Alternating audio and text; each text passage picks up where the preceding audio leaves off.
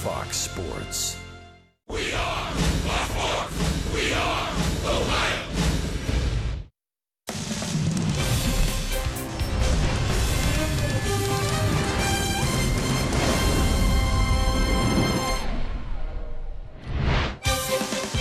Take a look at this night we have in downtown Cincinnati. It is spectacular.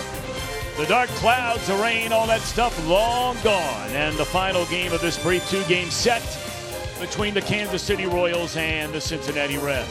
Hi again, everybody. Alongside Chris Welsh and Jim Day, Tom Brenneman. Thanks for being with us for Reds Baseball on Fox Sports Ohio. Last night we saw this young man who's not had a lot of playing time this year as far as the starter is concerned, and Dilson Herrera. But 3 pinch hit home runs, not bad. Well, you know, if you're trying to make your mark, I mean, he's certainly taking advantage of the opportunity that he's had. He's had not really all that many chances to start, but when he does come in as a pinch hitter, he has been lethal. That's for certain to the opposition. You can see he likes the high fastball, and he's got power to left field, but he's also got power going the other way, as the Royals found out last night as he parked that into right center field. All right, let's talk about tonight's game. Your impression so far of starter Cody Reed since being brought back up from the minor leagues, pitch out of the bullpen, and now finishing in the rotation. Completely different guy, I think, than we first saw a couple of years ago when he was rushed to the major league after that trade for Johnny Cueto. He's a guy that is able to throw the ball over the plate as his breaking ball nowadays, and that's the most important thing for Reed. He's on quite a roll right now. 7 innings of 7-hit, no-run baseball over his last couple of starts. So Reed's on a roll, and he certainly wants to continue that against his old team. Now, look, the Reds are not all familiar with a lot of these American League players. Kansas City saw him twice earlier in the year. Ryan O'Hearn, who hit a home run here last night, was not even with the ball club at that point in time. But a couple of guys that obviously hurt the Reds last night. Well, Ryan O'Hearn is obviously one of them right there. The guy that popped one out of here that, you know, this isn't a home run in very many places. I mean, I think I saw the launch angle on this up around 40% or 40 degrees, which is almost straight up in the air. Great American Ballpark gives and it takes away, and that time it takes away from a long ball there as Dozier goes deep. That was off Raisel Iglesias. Very disappointing, I think, for Iglesias, but Dozier is one of those guys I think that going forward for the Kansas City Royals, he's a keeper. All right, when we come back, I'm going to tell you what, this wild card and division races, 2 of them in the National League, you talk about heating up. Down to a half game in 3 different races. Jim Day is standing by with all the information.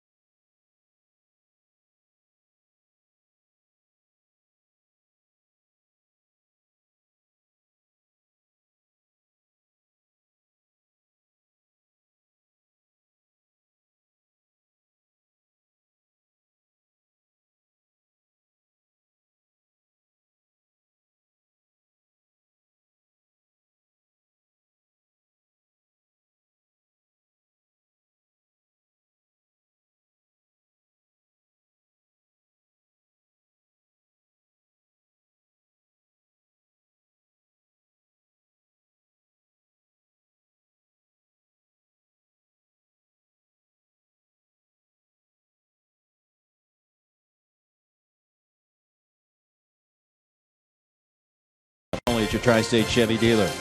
And by Skyline Chili, feeling good. It's Skyline time.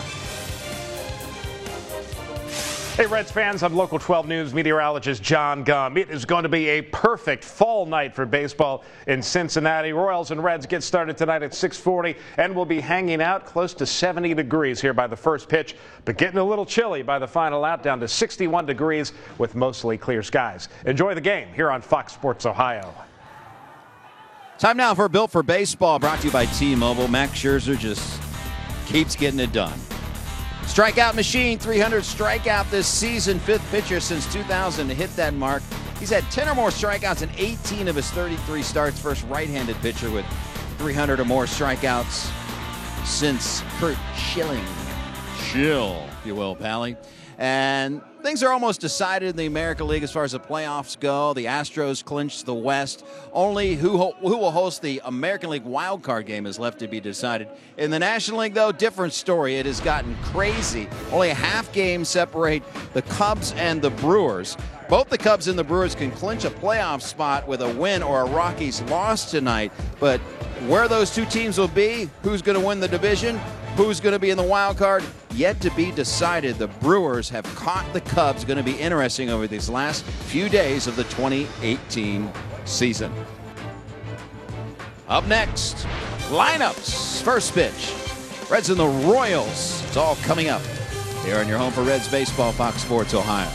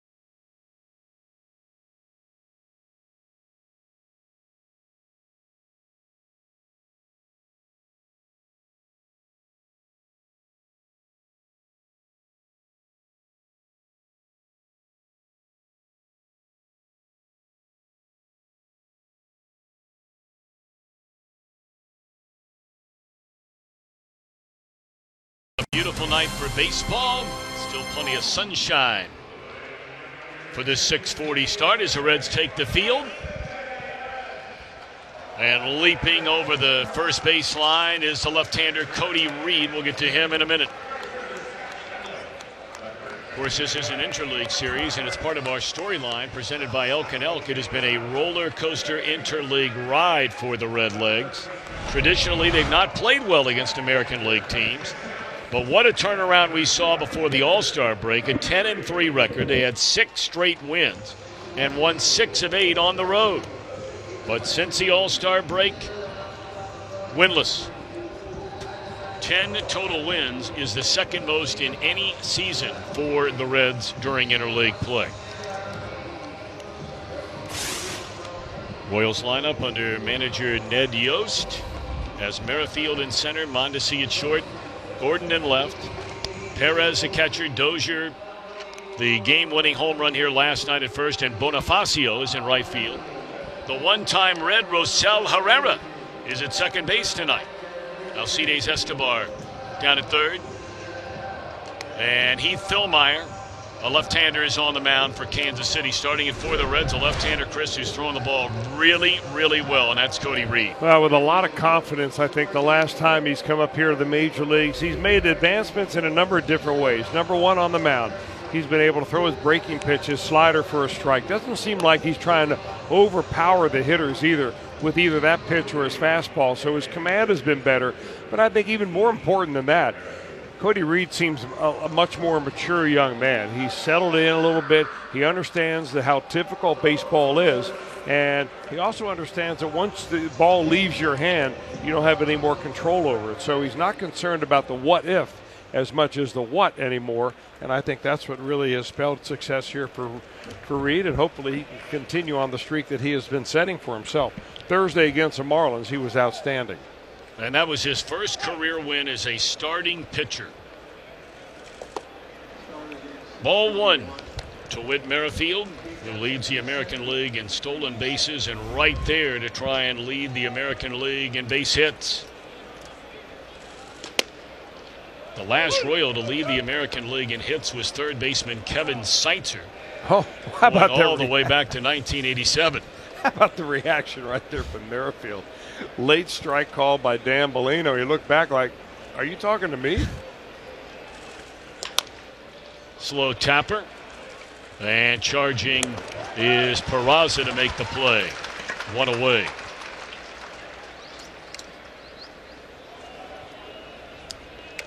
Here's how the Reds stack them up on defense. Dielson Herrera getting a rare start out in the left field. Schebler in right, Billy in center, and along the infield. You know who they are. Seemingly every single day the entire year, with the exception of the one stint on the DL for Votto late in the year and very early in the year for Suarez. And Casale hanging his signs for Cody Reed. Strike one on Mondesi.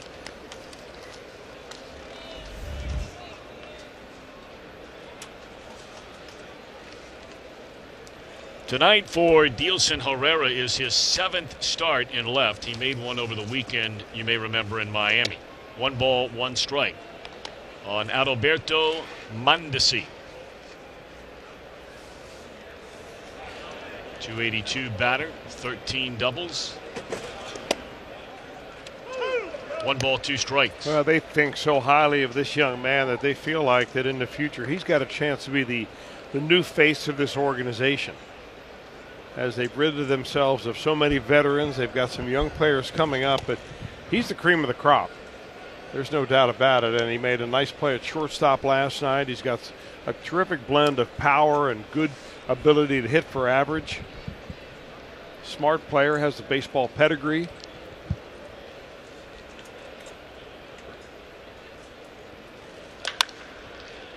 Quick bat, too. Yes, he does. Hooked into left field, and that'll be a 1-out single for Mondesi, and you got to keep an eye on him. He and Merrifield at the top of this batting order. The running men from Kansas City. Boy, brought his hands in very nicely to get the barrel on the ball right there. A lot of guys will get jammed by that pitch because Reed's fastball has a little cut at the very end. It goes into right-handers away from lefties. Mondesi stole 26 bases in his first 62 games. And he takes off on the very first pitch and no chance, even if Casale's able to reach in there and grab it cleanly, which he did not. That's number 27 and the first in a week for Mondesi.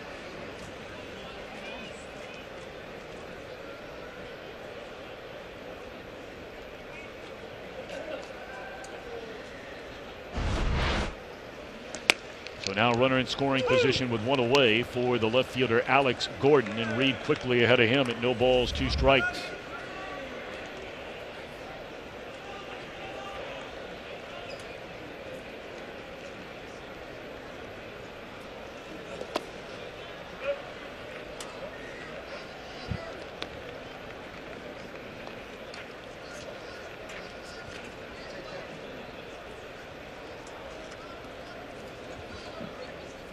Ball and 2 strikes, a count on Gordon.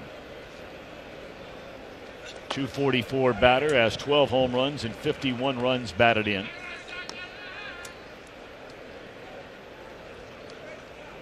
And his numbers have been much better than his overall season numbers when you put runners in scoring position, close to a 300 batter. All right, 2-2 the count. And Reed misses with a fastball high and wide. After getting ahead 0-2, he's missed on 3 in a row. Well, the one thing that Cody Reed has done extremely well since he's come back up and this year has handled left-handers. They're batting right around 200 off of him. Don't want to lose this opportunity for a good out right here. Got him swinging for the second out of the inning. And of course, for Cody Reed, he is facing the team where for him it all began. Now that's a slider right there, and it's almost a mismatch when he can throw that for a strike. He got ahead of Gord and then started picking away, tried to make the perfect pitch, and that ought to convince him that his slider doesn't have to be perfect.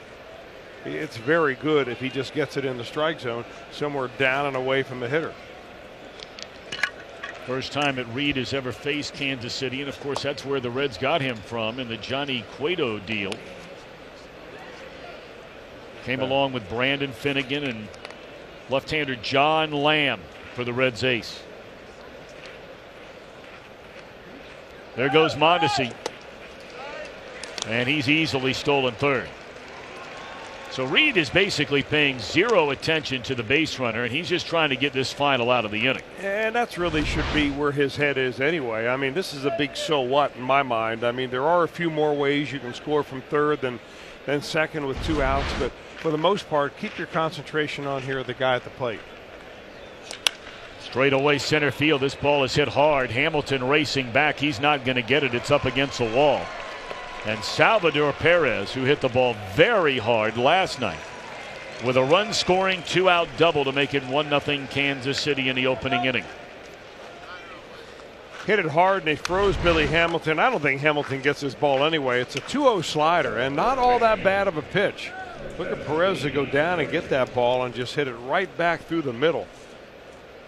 Guy's made a habit of hitting the ball hard here the last couple of days. And hitting it through the middle part of the ballpark. His base hits last night came into straightaway center field.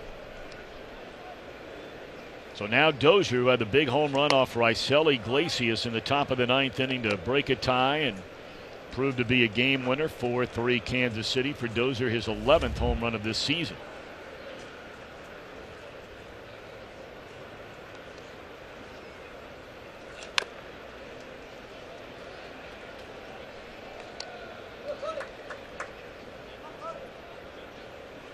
Reds are off tomorrow. The Royals are flying back home to play the next 4 days against their division champion, the Cleveland Indians.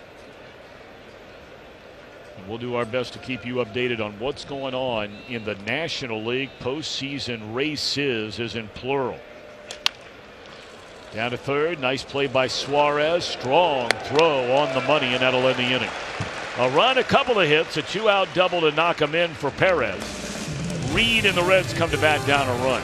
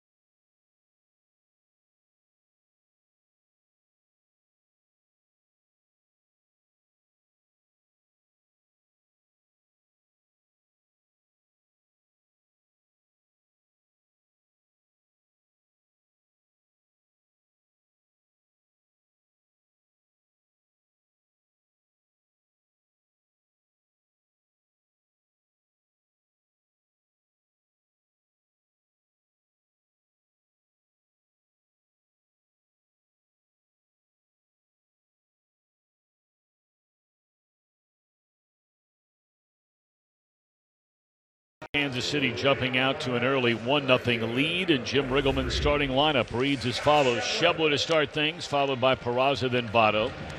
Jeanette in the cleanup spot. Suarez bats fifth. Casali number 6. Herrera in left field starts and bats 7th. Cody Reed batting 8th. Billy Hamilton batting 9th. Young man came over from the Oakland Athletics, and he might be a keeper. Just 23 years old is Heath Fillmyer. He's not going to wow you with his stuff, but he's got pretty good command. He's got a nice changeup, although the scouts that have seen him pitch will tell you that his curveball is slightly better than his changeup, but basically a 3-pitch mix. Young man that was converted from a shortstop when he was in junior college, drafted by the Rockies, did not sign, eventually drafted by the Royals and here, or by the Oakland Athletics, and then traded over here to Kansas City. He's a ground ball machine. He likes to keep the ball down and has very good success down around the knees. In only 2 of his starts has he allowed more than 3 earned runs. Now in those 2 it was ugly. 6 runs in each. Didn't hang around very long. That's why you see the ERA slightly over 4, but he's on a pretty good run right now. He did lose for the first time since July the 8th. Got beat by the Pirates 2-1, went 7 innings, allowed 8 hits, no walks, 5 strikeouts, and 2 runs. They just couldn't score for him. And it snapped a streak of 10 unbeaten starts for Fillmyer, going all the way back to his first major league start on July the 8th against Boston.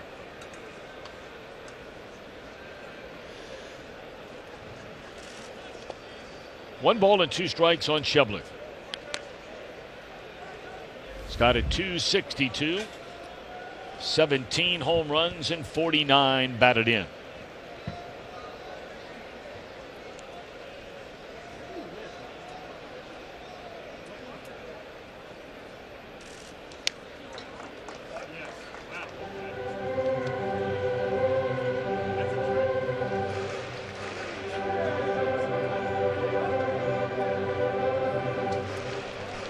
Man, it's so nice to see the sunshine again. We understand it's going to be really nice the next few days. And, of course, the Reds are wrapping up this 2018 season as there's a swing and a miss, strike 3 on Schebler.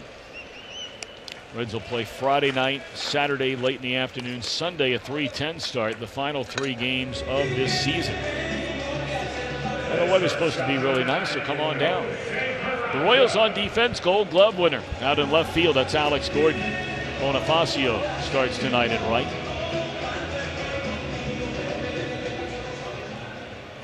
And we saw Rosell Herrera in a Reds uniform just earlier this season. Didn't see much of him, but he was here. Strike 1 on Jose Peraza. Peraza, .291 batter, 13 home runs, 56 runs batted in. Wrapping up by far his best season in the major leagues. Coming light years from the Peraza who struggled most of 2017.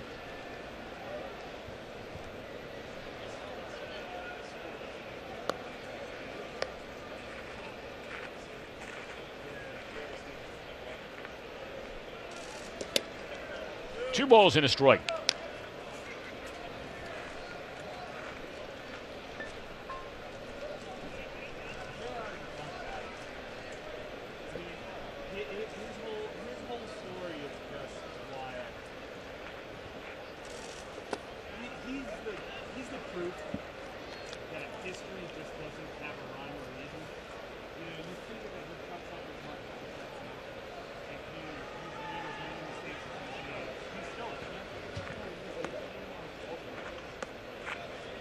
And 1 on Peraza, and he drops it foul out of play off to the first base side.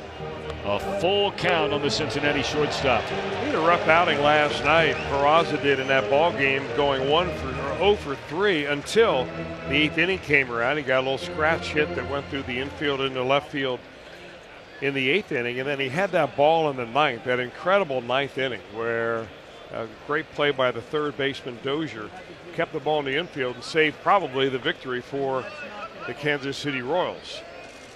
And he puts a charge into this one, left center field. Gordon at the wall, tie game. Number 14 for Peraza.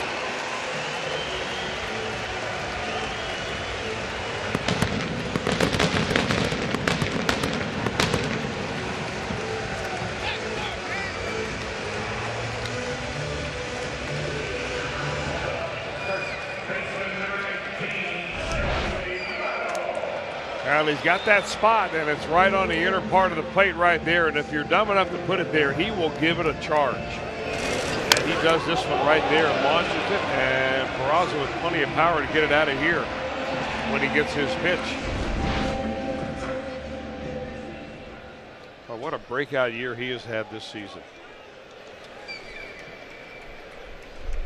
So now you have Peraza with 180 hits. You have Jeanette with one more.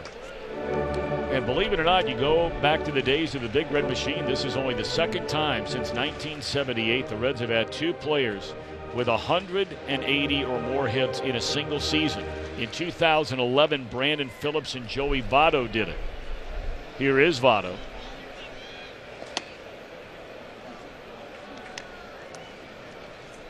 I'll tell you, once Jose Peraza gets the idea of the strike zone a little bit better, takes a few more walks, you're talking about a real lethal offensive weapon there. He's got more home runs than Joey Votto. He's batting a higher batting average than Joey Votto. Who would have ever thought that coming out of Goodyear, Arizona?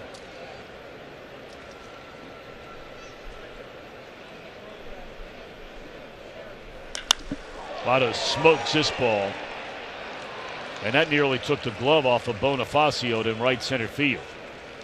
2 outs. Votto was very frustrated here last night. He had a swinging bunt for a base hit. He had that roller that basically just trickled through the shortstop and the second baseman for another hit, but was really angry after the game when he came up with the bases loaded and the Reds down a run. He grounded out to end the game to the second baseman. Here's Scooter Gennett.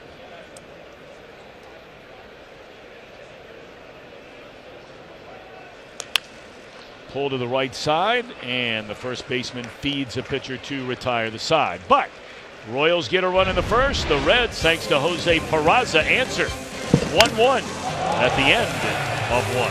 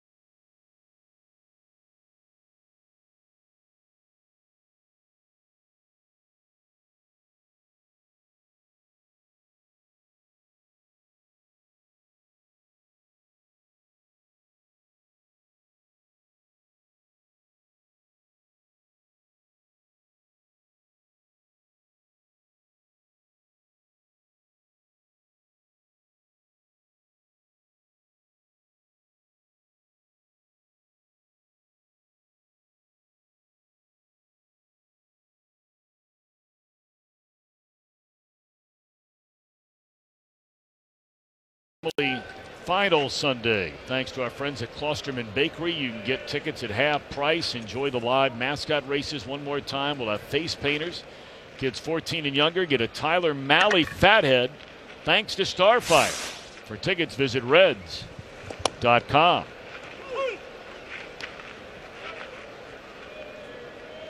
Certainly thank Klosterman Bakery and all our outstanding sponsors this entire year, both with the Reds and with Fox Sports Ohio.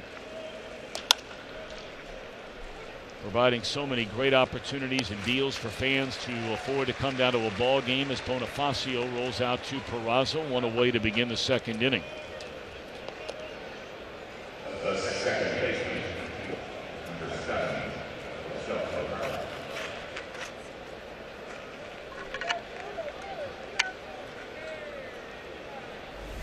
So here's Rosell Herrera.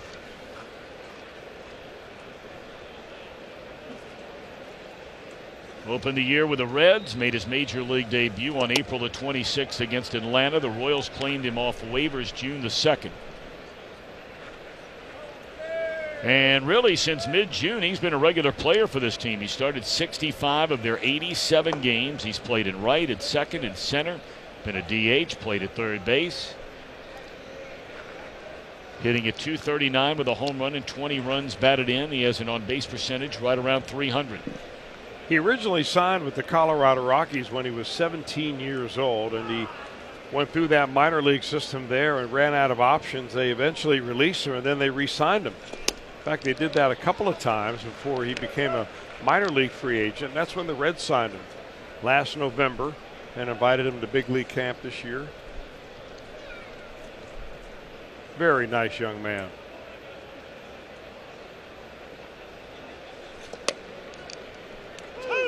Two balls and 2 strikes. Memo to hitters, you better be swinging the bat tonight. We got a late September kind of strike zone up there with Dan Bellino. Ought to be like that in April, May, June, July, and August. Not going to get an argument from me on that one. 3 balls and 2 strikes. Or anybody else in the pitchers union. Or the speed up the game union.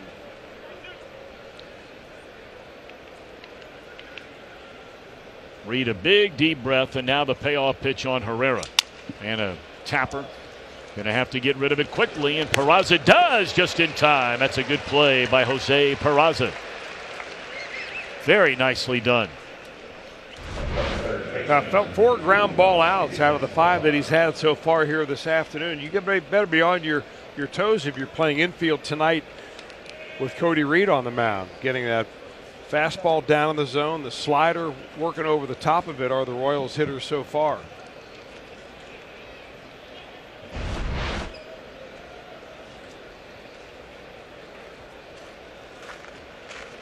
So at 2 away, here's Alcides Escobar. He was, of course, their regular shortstop for many, many, many years, including the back-to-back teams that went to the World Series, one of them winning the World Series down in the New York Mets. Been a good player for a long time. Has not had a good year. Hitting in the 220s, very low on base percentage and very little pop. 4 home runs, 32 runs batted in. He's now 31 years old.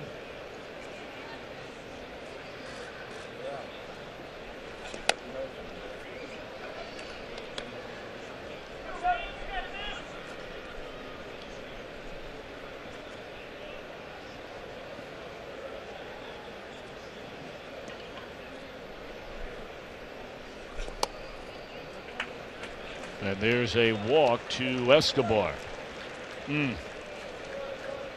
Perhaps a lapse in focus there from Cody Reed. You've got a number 8 hitter batting in the 220s and a pitcher due up next with 2 outs in an inning and issued a 2-out walk.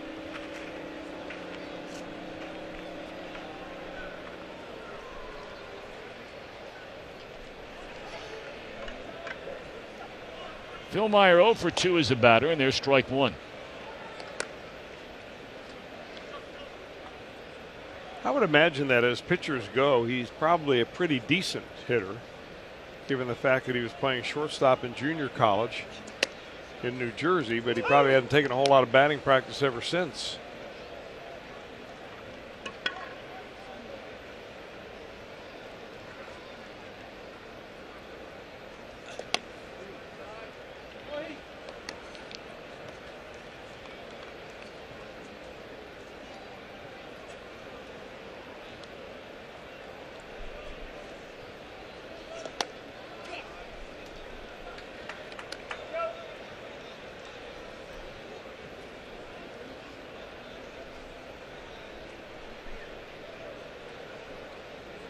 2 balls, 2 strikes, pitcher against pitcher.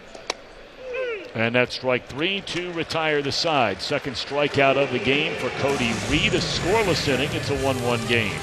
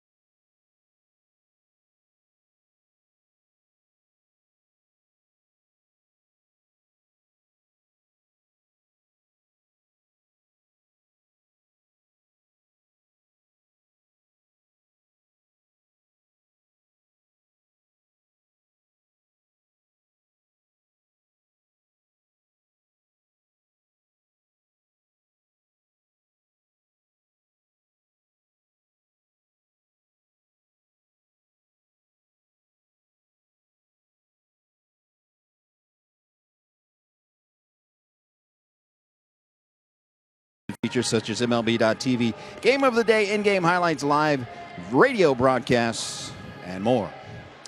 I'm Jim Day. Luis Castillo was supposed to be the starter for the Reds on Friday. He will not make that start. In fact, they have shut him down for the season. He's not injured. He's fine. He's around 170 innings, which they think is a good number for him this year. They'd like that to grow next year. And he had a good outing his last time out, and they'd like him to leave on a good note. So Castillo, we've seen the last of him on the mound in 2018. All right, Jim Day, thank you very much for that. There you see the final numbers in his 31 starts this year for Castillo, who, Chris, really came on the back part of the season.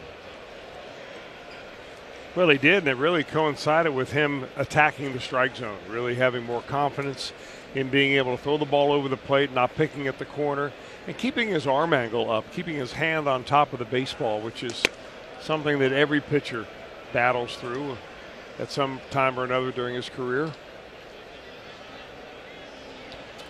Well, you go back to the 1st of July, his ERA was 2.6. Here in September, it was 1.09. Yeah. Pretty impressive. And that's a guy you really expected from the beginning of the year. Mm-hmm. And perhaps that's what the Reds will get in the start of 2019, because if there are very few locks in that starting rotation, Castillo is a lock. I would think he might be the only lock.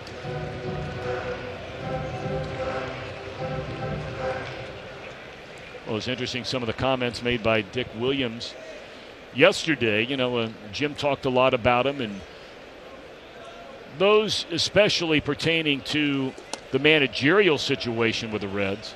But Jim Day, I thought that some of the interesting comments made by Dick Williams also involved Homer Bailey, of trying to figure out, you know, what will happen in regard to his future with the Cincinnati Reds in 2019. The Reds owe him a pile of money for one more year on a contract, and then they owe him half a pile of money just to tell him to go home if they don't pick up the option for what would be another year. Yeah, I think that's a $5 million buyout is what I believe it is. And he used the term, how can Homer best help us next year?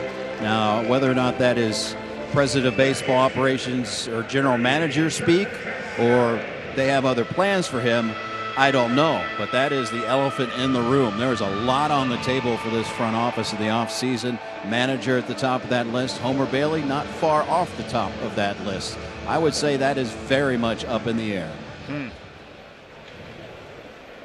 And the only reason I brought up Homer Bailey is because, based on what Chris just talked about, we're talking about look at the starting rotation next year. If Homer Bailey's back and you're paying him what you're paying him, does that mean he is guaranteed a spot in the starting rotation, or does that have nothing to do with it? That's somebody else's decision. Well, what may give you a little bit of an insight into that is the Reds are looking for a starting pitcher here for Sunday. They're looking for somebody to take Castillo's spot. Homer Bailey just pitched a simulated game the other day, and yet he's not going to be considered to be a starter this week. So, you can sometimes tell more by seeing what's going on and observing than listening to what people say. Well, that's the one thing you've been saying all year long. You can tell with your eyes. Going back to Atlanta. I think you borrowed that quote from our statistician, if I remember right, Kevin Barnes. That is a foul ball, not by much, off the bat of Curt Casali. Still, Jim Day, are you there? Are you trying to add something here? Jim Riggleman shot down he was asked about Homer Bailey, whether he would be a candidate to start Sunday after throwing what was believed to be a simulated game, and he shot that down immediately.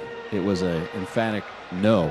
He did talk about Sal Romano perhaps making that start if he is not used heavily out of the bullpen between now and Sunday, or just a complete bullpen day. 1-2 on Casali, and a throw will send Suarez, who starts his inning with a walk, back to the bag. 1-1 game. We're in the second inning. I mean, you can imagine how fast this winter is going to be for those that are in the Reds front office in the baseball operations department. I mean, by the time they weed through the interviews that they need to do, decide on who's going to be the manager, then you got to work on the coaching staff. You've got to make some personnel decisions, like with Homer Bailey. Are you having him back? Is he not? Are you going to try to trade him to another team? Can you somehow reconcile the relationship that has deteriorated very badly with Bailey over this season? And then you've got to start addressing the needs of the team for 2019. You bring up a great point. Is that strike three to Casali? Because, look, nobody's feeling sorry for any of those guys, but here they've been watching baseball games morning, noon, and night. They're here very early in the morning. They're working on the things you have to work on when you're running a baseball operations department. You're sitting to games at 11 o'clock, maybe meeting occasionally after those games, doing it all again the very next day. And when the offseason comes around, a lot of times you like to catch your breath. And for a lot of organizations, they're going through some similar type of things, but it doesn't look like right now there are more than 2 or 3 others that are going through what the Reds are going to have to go through. Dick Williams made the comment yesterday he would like to have a new manager in place before the baseball winter meetings. So that would be sometime between now and the 3rd week of October. They feel like they can conduct whatever interviews they need to conduct. If there are second interviews involved, we know John Farrell will be interviewed. Former Boston manager who's now working in the Reds baseball ops department. Dielson Herrera pops it up. This is in fair territory for the second out of the inning. And then all the other things, Chris, you just mentioned. It's a lot on the plate.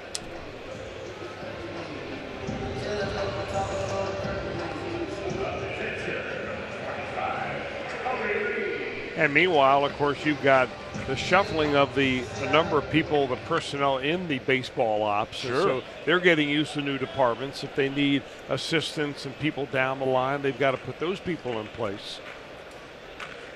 It'll be a winter full of long hours and hard work.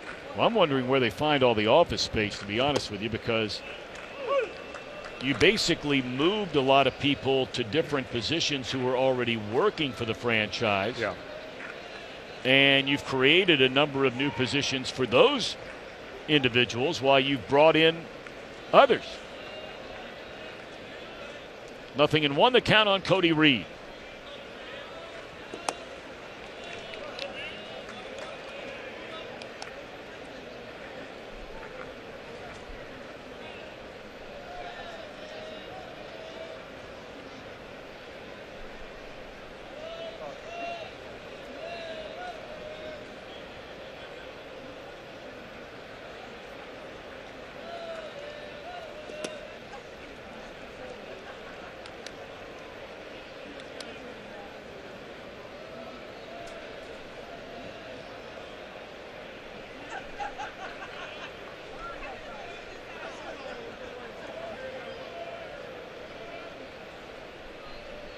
1 ball, 2 strikes with 2 away and a runner at first. And that's all for Reed, all for the Reds. We've played 2 and we're tied at 1.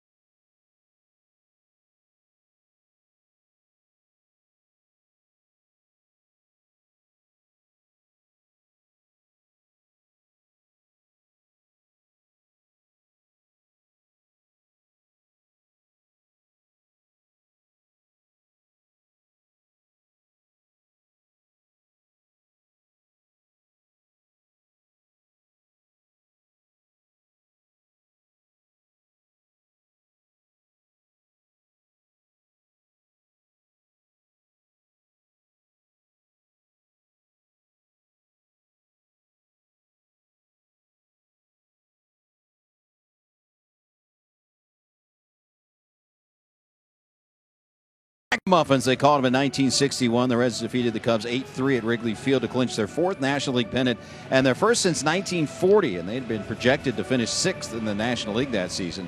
Reds would go on to lose to Maris and Mano in the World Series.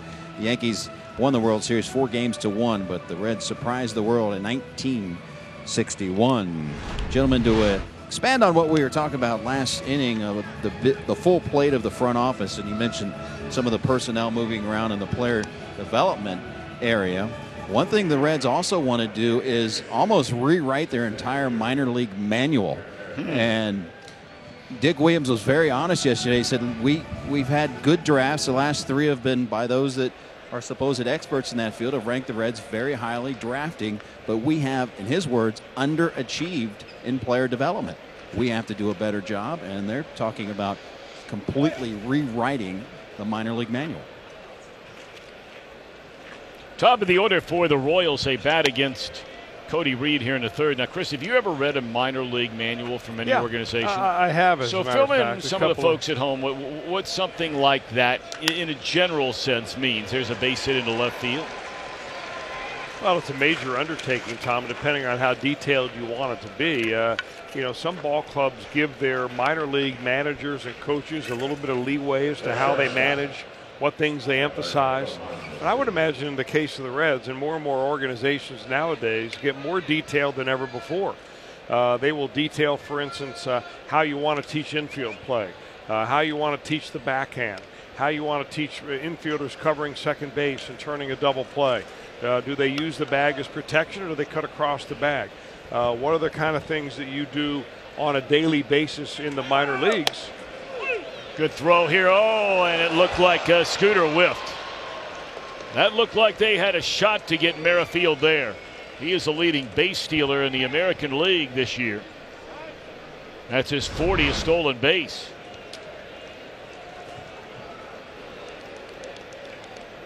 Would have been very close. You see Merrifield's gloved hand is just now getting to the bag, so there's a chance that if Scooter's able to grab that ball, tag him around the leg, he may have gotten him in there before he gets his hand on the bag.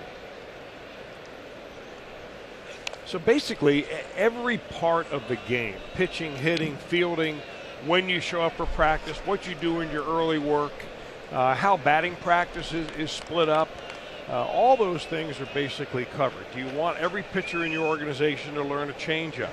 Or do you want left-handers to have certain pickoff moves and so on? So you can get as detailed as you want. You can make it as big and cumbersome as War and Peace, or you can line it with bullet points to kind of outline what you're trying to do. And really what you do is you call on those experienced people that in your organization have been around and around a lot of other organizations. So you get together and say, okay, this is the way the Yankees did it, or the Red Sox did it, or the Diamondbacks are doing it, and so on. And you try to take the best of, get a consensus, put it together, and put it down on paper so that all your minor league people have a guideline to go by.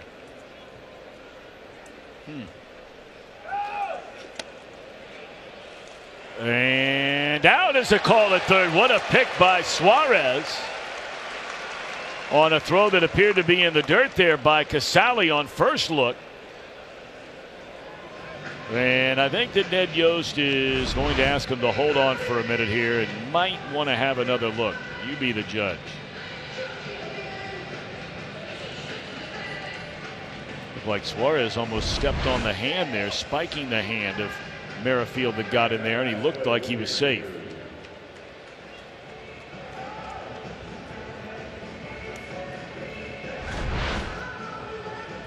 That was a pretty good pick there by Suarez. And, you know, normally when you pick a ball on a short hop, you do it, you start your glove on the ground and then you bring your glove up. And now he's got to go back down there to make the tag. And it's pretty clear that Merrifield gets his hand in there. It just seems like the Royals are going to run until you throw them out tonight. Well, there's no doubt about it. They came in with a game plan that if they're faster players, and the two are at the top of the order. We talked about all the stolen bases that Merrifield and Mondesi, since coming up and playing regularly, have, especially since the All-Star break. Mondesi already stole second and third, and depending on the outcome of this, it could be second and third for Merrifield. You know, I think getting back to the minor league and the comments that Dick Williams made about the organization underachieving, they're going to make him safe at third base.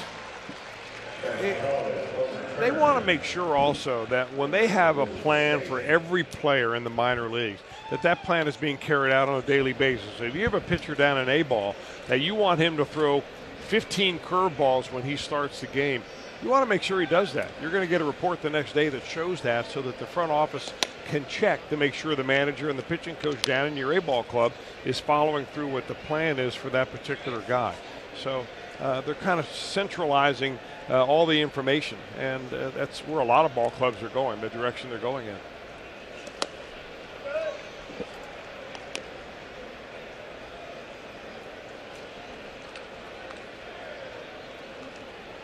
Two balls and a strike with a runner at third to Alex Gordon.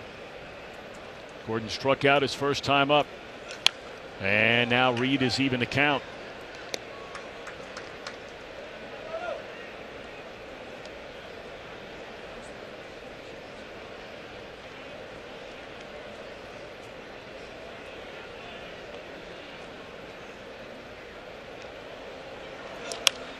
And that one driven into right center field. That'll be a base hit, and that'll break the 1-1 tie on a single to right center field off the bat of Alex Gordon. And that run coming right from the legs of one Whit Merrifield, stealing second and third. Pretty good bit of hitting right there by Gordon. Remember his first time up, he went 3-2 and then swung through a slider for strike three.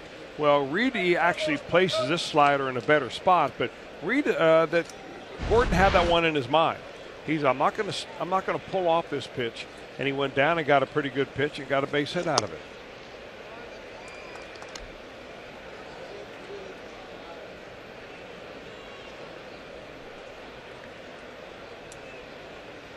So here's Perez, who knocked in the first Kansas City run. He had a double into straightaway center field. You know, to a lot of people in Kansas City, Cody Reed is a guy that they really, really like. And they liked him even more back in 2015 in July the 26th to be exact, when the Reds traded Johnny Cueto to the Kansas City Royals. And Reed was the guy that the Royals did not want to give up. And the Reds insisted, if you want Johnny Cueto, we've got to have that left-hander Cody Reed. We know he's young, we know he's inexperienced, but we think he's got a high ceiling. So if Reed was not involved in that deal, they would have never gotten Johnny Cueto. Cueto, although he went 4-7 with not a great earned run average towards the end of the year during the regular season, he did pitch 9-inning complete one-run game in Game 2 of the World Series against Jacob deGrom and the Mets, and helped them win that 2015 World Series. Yes, he did. Double play by Perez ends the inning. A run, a couple of hits. Royals in front, 2-1.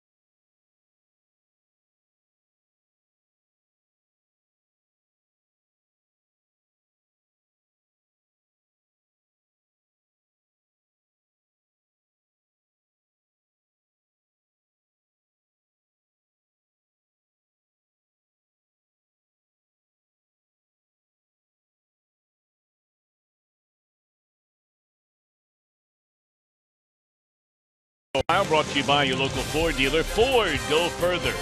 And by Cincinnati Children's, now ranked number 2 in the nation by U.S. News and World Report.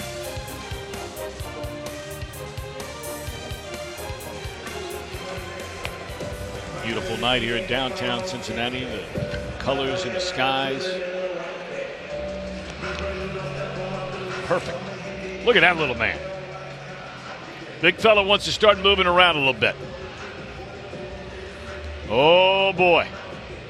Look at those eyes. He can't get there fast enough. How about that first French fry? Ooh, that's hot. Ooh, that's hot, mama. Got to have mom blow on that thing first. Hold on. We got to come back to him. We got to see what that first bite looks like. Let's see that again here. There's strike one. And he still won't do it. Look at him. It's too hot. Try this one. A little chicken. No? Let's try that. Come on. Come on. Oh, it's still too hot. Well, I tell you what, Mom and Dad are getting after it.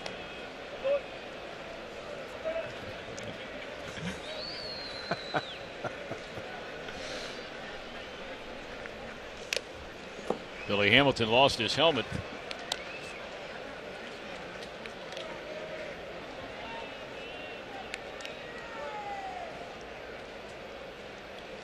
Those little ones are hanging with Dad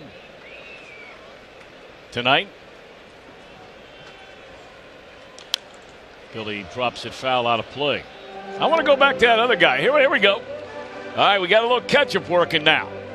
Let's see if that'll cool things down and give it just the right sort of taste. Mom, can I have it? Come on. God, I fight this battle at home. I got to do it on television?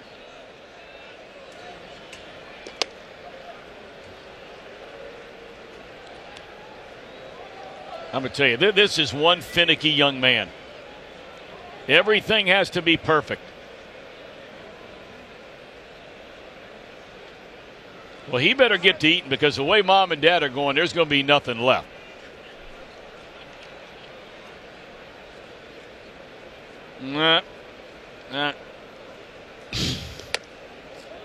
It's unbelievable. Oh, my gosh, he finally did it. Well done.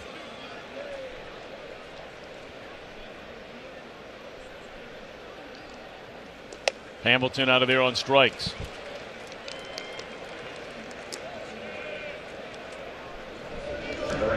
Three of the last 4 outs by Heath Fillmyer by strikeout. He's got 4 of them all told, including the first out of the bottom of the first inning, which was Scott Schebler as he steps to the plate again.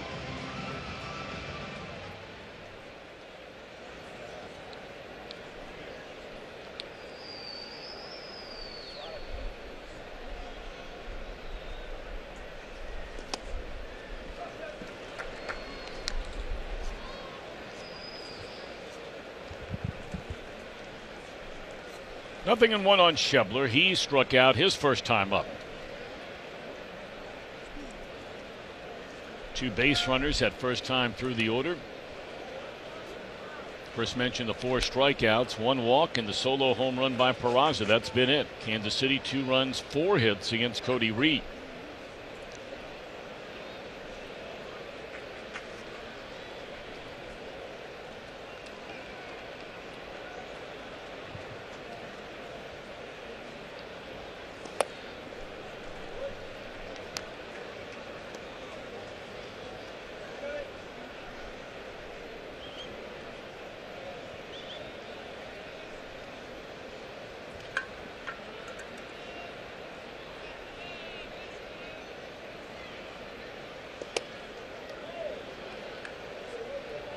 Fillmyer thought that was strike 3. Instead, it's ball 2, according to Dan Bellino. Tough to take right there, but Scott Schebler was right. That ball just barely off the edge. Salvador wants a curveball in the dirt. Instead, he got the exactly what he asked for.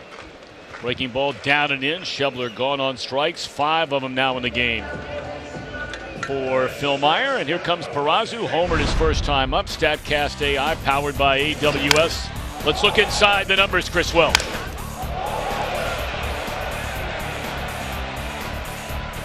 Just enough.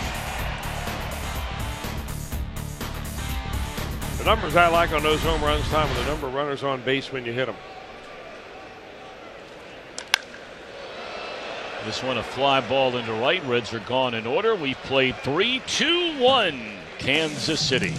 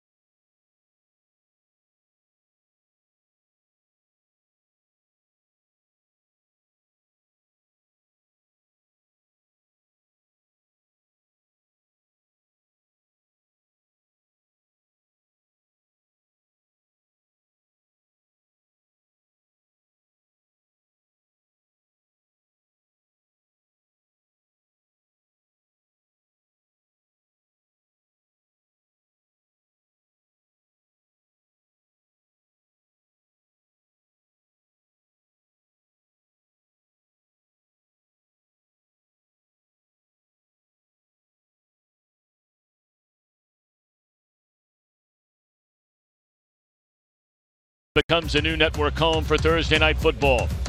The Minnesota Vikings and the unbeaten LA Rams.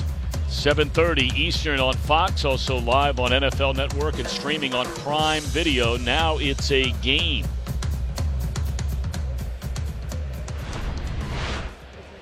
2-1 ball game with the Royals in front. They come to bat against Cody Reed in inning number 4 and Hunter Dozier. The first baseman takes up and away. Ball 1.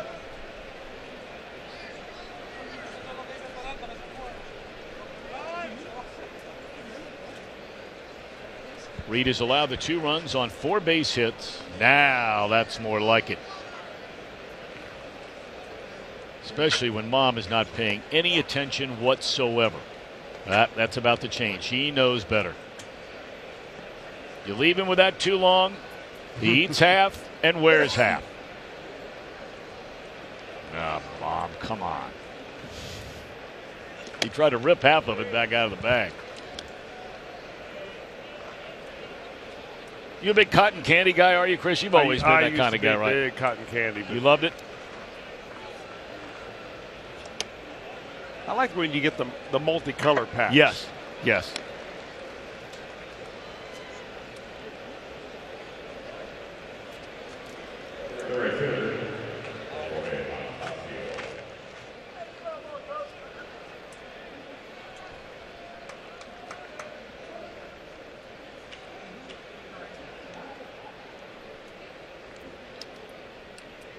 Second walk of the game given up by Cody Reed. And here's Jorge Bonifacio. He grounded out softly to the shortstop Peraza's first time up.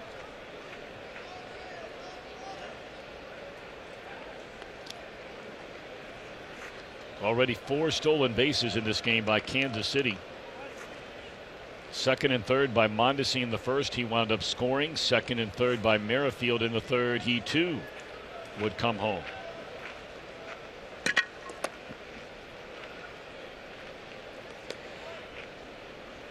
They're about 30 minutes away from getting started. At Wrigley Field in Chicago, the Pirates and the Cubbies. They'll play another night game in that series tomorrow night. The Brewers are looking for the 3-game sweep in St. Louis. And the Brewers are hoping by the end of the night they can finish off the Cardinals in a 3-game sweep, get a little help up north from the Pirates, and it would be Milwaukee sitting atop the National League Central by night's end. They're a half game behind the Cubbies. That ball is clobbered down the left field line, and that one is fan interference. Fan interference, yeah. So it's going to be a double. They're going to send the runner who is coming home back to third. And this will be a double for Bonifacio. Oh boy. The Royals might want this one looked at. This looks like a home run.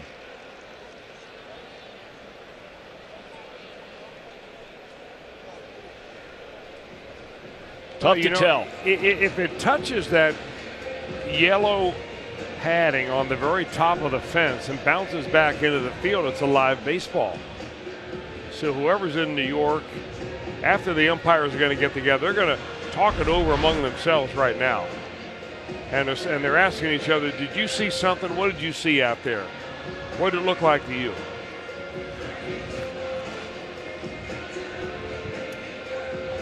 Well, that guy was doing what anybody would do. You get a chance to get a ball, and they can't reach a decision. They're going to go ahead and ask the guys back in New York who've got the ability to play it back slow, frame by frame, different angles, and see if they can get it right.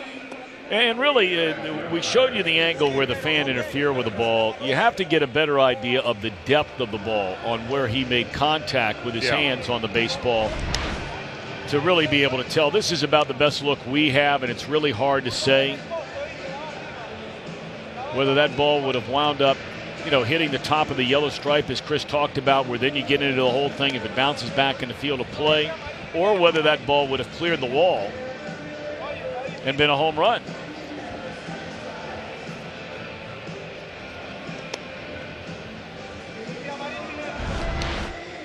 This is a crew chief review. The call was a double, fan interference.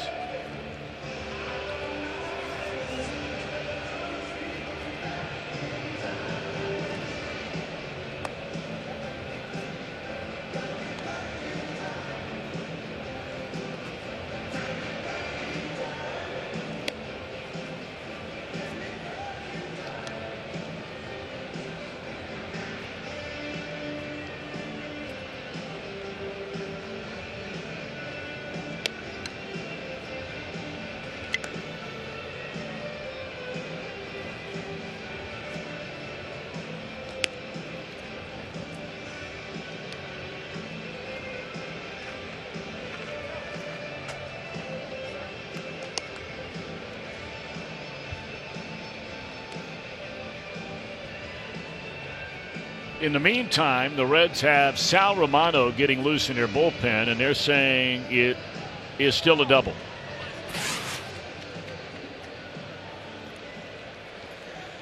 So the call stands. Bonifacio will be at second base. Dozier is at third base. Nobody out. Reds ought to be happy and feel fortunate about that one. I mean, after all, Bonifacio had 17 home runs last year. He's only got 4 this year, so he's had a drop-off from his rookie year to here his second season. A big drop-off, as a matter of fact, between batting average as well.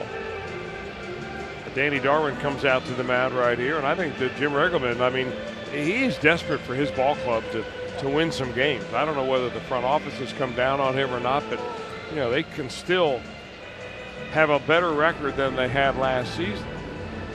And that's one thing that they certainly have been trying to do here between now and the end of the season.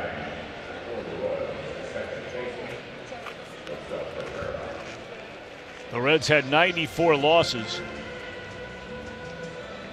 a year ago, and they come into play with 92. They trail here tonight by a count of 2-1, and the Royals are looking to add to the lead with Rosell Herrera, the batter. He grounded to the shortstop his first time up.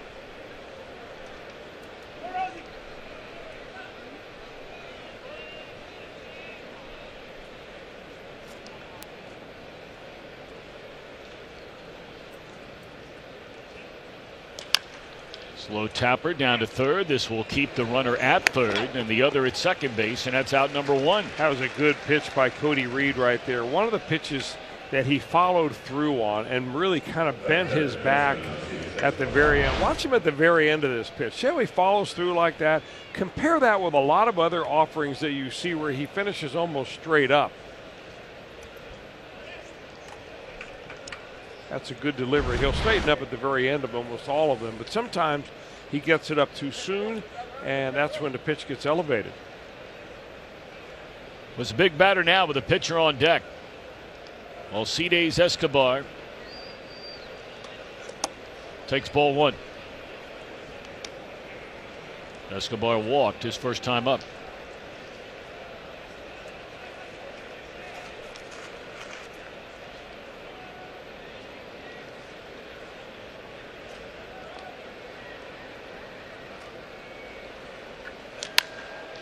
It's the first night we've really had all season long that, well, here in September, where it has a fall-like feel to it for the first time. Last couple of days been very humid and had a lot of rain. But now with the clouds clearing out, nighttime nearly upon us, it very much feels like a mid-September, late September night. 1-2 on Escobar.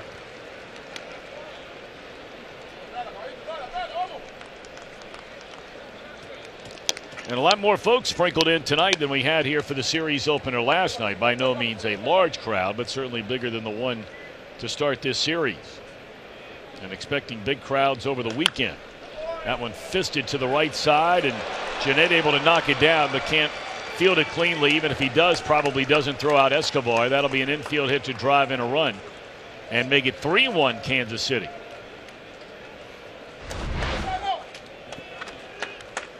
Well, Escobar does a nice job of taking that ball the other way after swinging through a pitch up and away on his last offering. Reed goes back up there again, and he nearly squirts that ball into right field.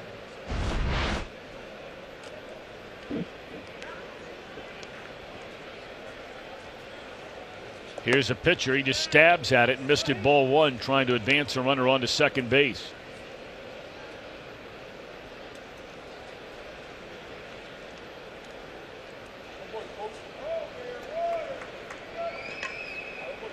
Runners at first and third, 1 out.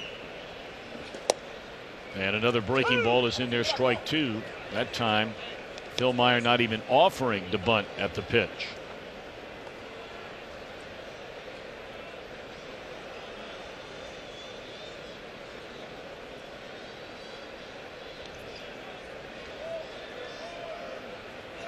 You know, I want to get back to something. I don't want to forget about it. Right now is not a good time to get into it, but something that Jim Day talked about earlier, and Chris, I wanted to get your experience of this kind of thing as it pertains to not seeing Luis Castillo again this year. And him not starting the game on Sunday. And those reasons which were given by Dick Williams and Jim Riggleman to make sure he goes out feeling good on a high note in the way he's pitched here in September. Votto will tag the runner and you give him a sacrifice, so why not right now? I mean, those were the words said by the Reds, not by us. I mean, Castillo, a 2.6 ERA since July. I would think even if he got bombed his last start, he'd feel pretty good about himself. But at the end of the day, you were a guy that pitched in Major League Baseball for a long time. How much carryover is there to your last start or last 2 or 3 starts into the following year, if any at all? Well, last 2 or 3 starts, yes, but last start, 0. I think when he shows up in spring training next year, he's going to be leaned on to be one of the starters on this ball club. And what he did here, whether he pitches on September the 24th or September the 29th, not going to make one bit of difference. So be our Skyline Chili call to the bullpen. Cody Reed, his final start here in 2018, will exit for Sal Romano.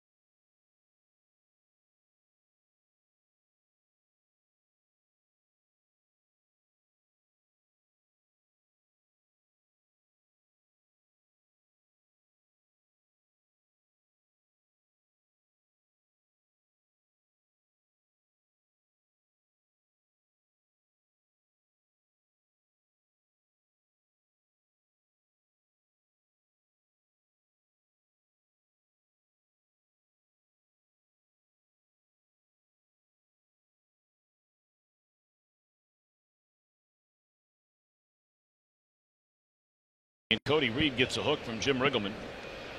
He'll bring on the right-hander Sal Romano to face the right-handed batting Whit Merrifield. Runners at second and third. Reds are down 3-1 with 2 outs.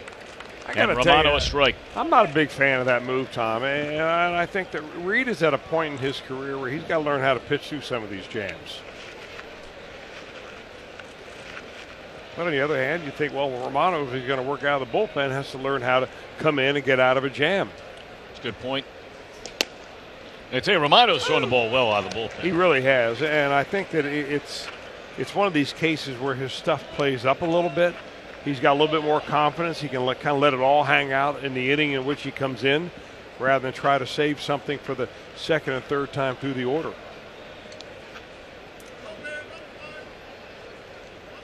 Oh, and 2 on Merrifield. And he barely got a piece of it. 1 for 2 in the game. Has grounded a short single.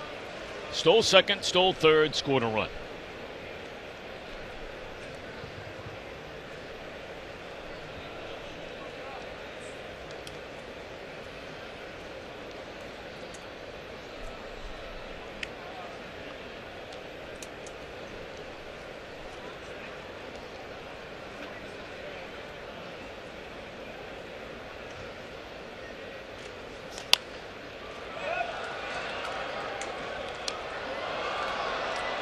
Here you throw a couple of sliders down and Merrifield fouls one off. Then you come right at the very top of the zone with a four-seam fastball at 94. Probably going right back down, maybe out of the zone with a slider this time.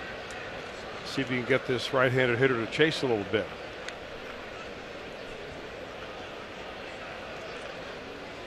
Nothing at 2. Runners at second and third. 2 away. And Romano the pause trying to put Merrifield away. Oh, he thought he had him. Maybe a little too high. Boy, great comeback action on that pitch. Look at that pitch. Oh.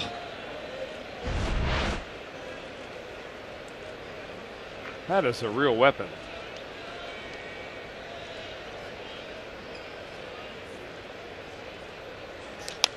Straight up in the air, and Romano will get the job done. Big Sally, as Jim Day hung him with that nickname earlier this year. Big Sally. Pally. Let's see if the Reds can rally.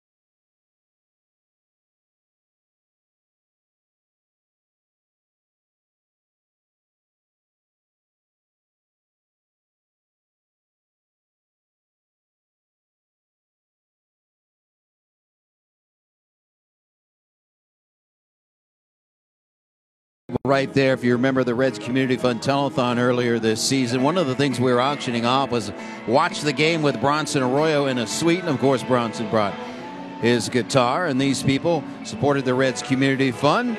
And it happened tonight. They paid it off in the super suite here at GABP. So, pretty cool way to watch the game with one of the best as far as people go, and that's Bronson Arroyo.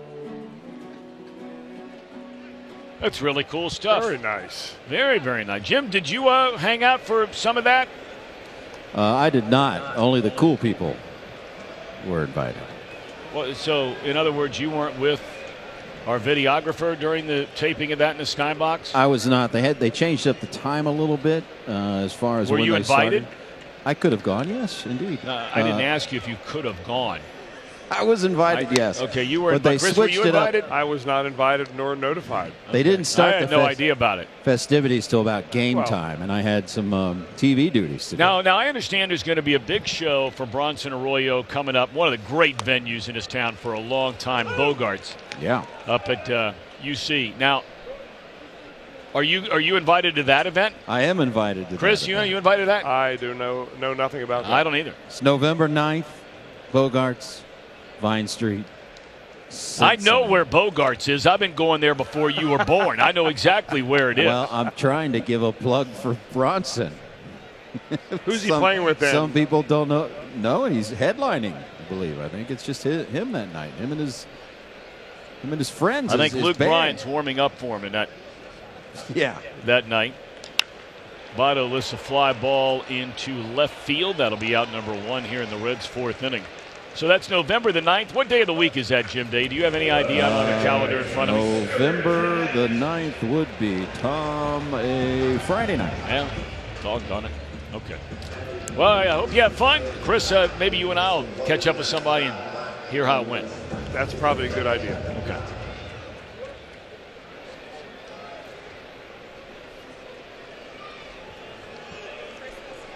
It's got to be pretty cool to be Jim Day and you get invited to all that kind of thing. I mean, he probably turns down more stuff than we get invited to. It just blows it off, probably. But I mean, well, it's pretty cool. Get invited by Bronson Arroyo. Fly ball into right field off the end of the bat by Scooter, and they're 2 away in the inning.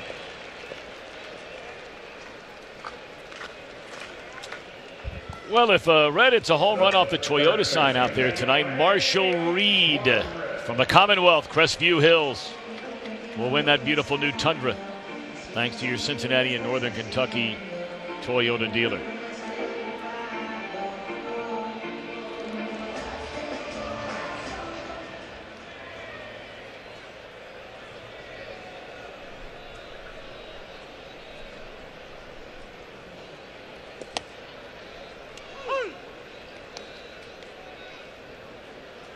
They're in the third inning. They got started earlier than normal. The final game of that 3-game series in St. Louis tonight.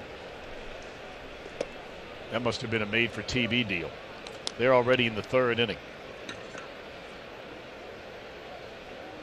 No score, the Brewers and the Cardinals. The Cubbies will be teeing them up shortly.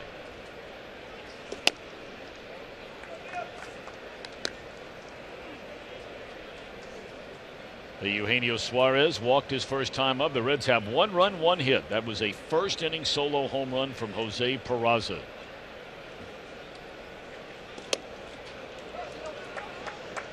Well, that changeup that Heath Fillmyer has thrown tonight is really the pitch that has befuddled the Reds.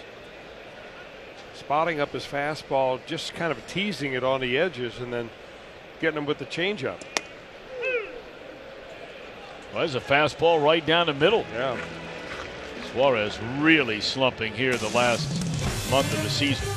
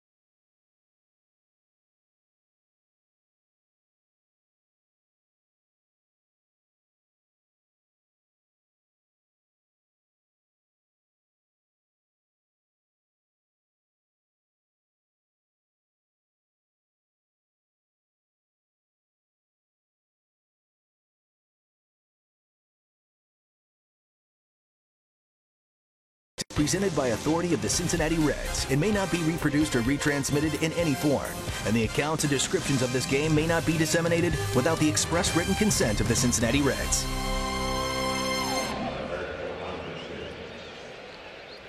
Welcome back to Great American Ballpark in downtown Cincinnati along the banks of the mighty Ohio. Doesn't get any better than that. Father and daughter hanging out at a ball game on a beautiful, beautiful Wednesday night in Cincinnati.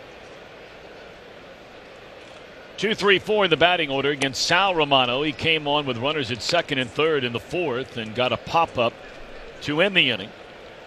So things begin cleanly for him here in the fifth, followed by Gordon Mondesi and then Salvador Perez.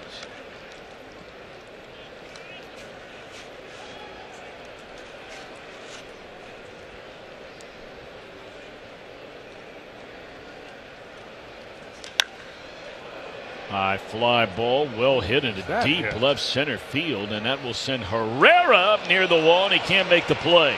And here comes Mondesi streaking to third, and he will get in there safely.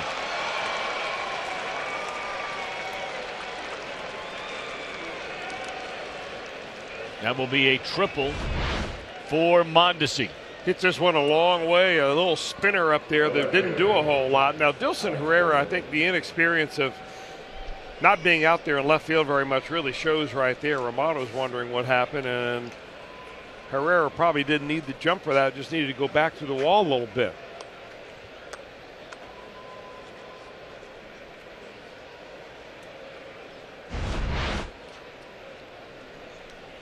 Infield in. Royals already leading 3-1 here in the top of the 5th. And look, we mentioned Herrera had never played ever at any level of minor league professional baseball, had never played in the outfield till the Reds put him out there earlier this year.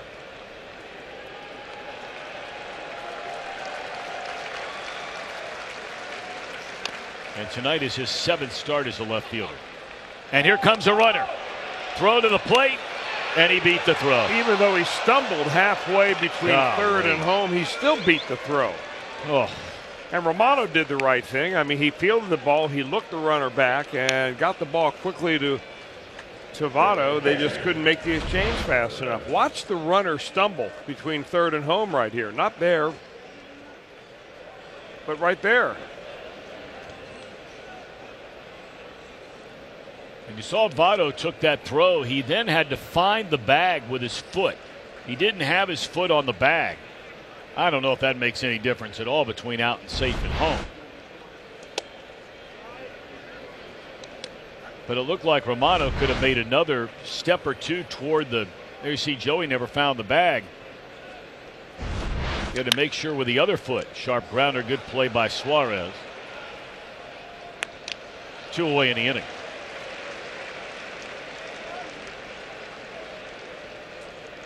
Ted Mondesi's a good looking player.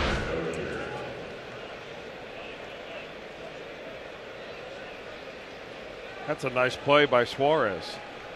But I mean, you go back to that play by Adalberto Mondesi. That is, I mean, that's getting it done. No doubt.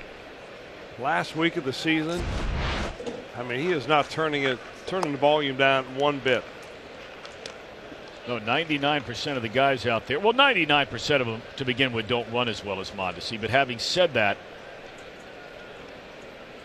probably 99% of the runners at third base in that situation in Major League Baseball on a similar play with 3 games to go in the season are just dropping anchor. One of the better players we've seen all year long, I'll tell you that. You're right. He looks good. Royals have scored in 4 of the 5 innings and lead by 3.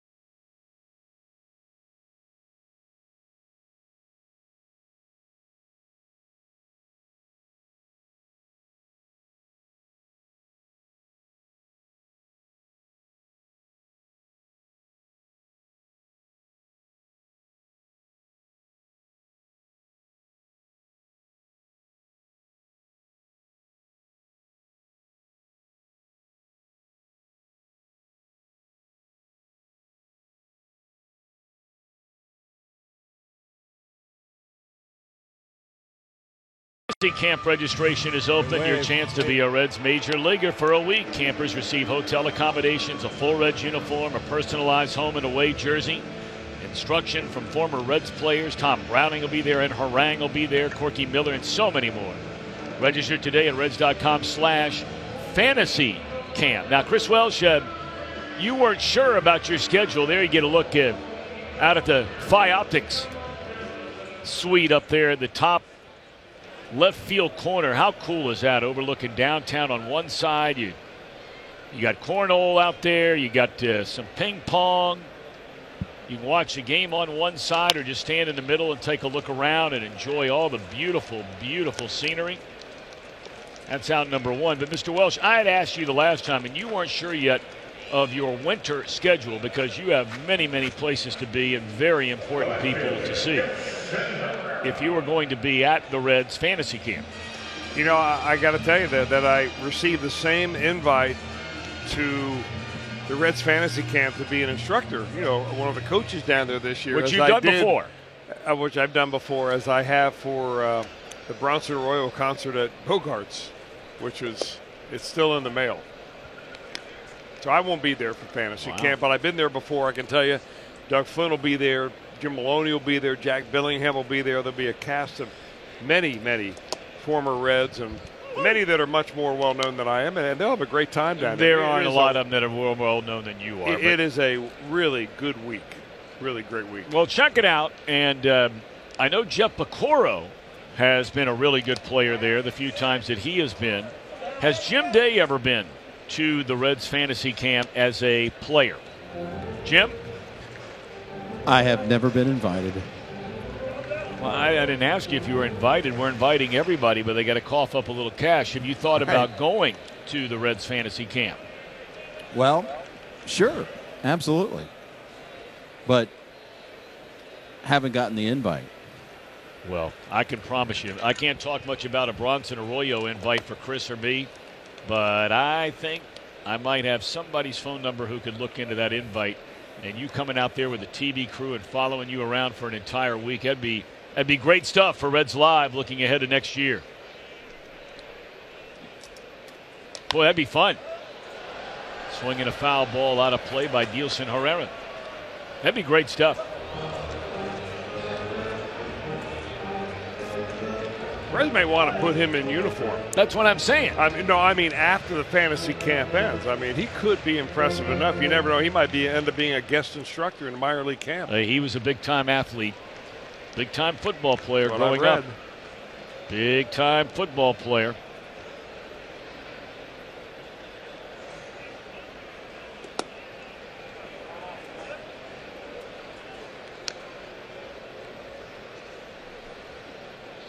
Boy, Phil Meyer wants to know where it is. I think Dielson Herrera, he got a little weak need on that one. 3-2. Got him swinging. Good breaking ball down and away from the right-handed batter. And I tell you what, Phil Meyer is throwing one whale of a game here tonight. That's 7 strikeouts. It's just amazing what you can do when you have control of 3 pitches. Now, his curveball's a good one. His changeup has been exceptional tonight, but none of his pitches would be on a scouting scale of a 60 or a 70. They're all 50 to 55 out of 80.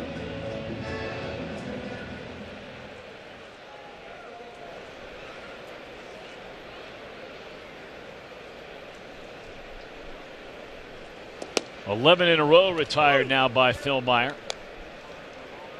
The last Red to reach base was a leadoff walk, Eugenio Suarez, in the second inning, and their only hit was a solo home run in the first by Jose Peraza.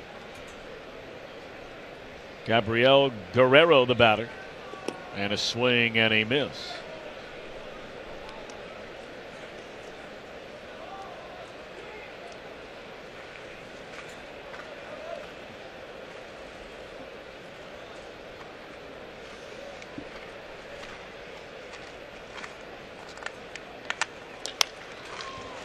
Deep in the hole, it's short and under the glove of Mondesi. That'll be a pinch hit single for Guerrero.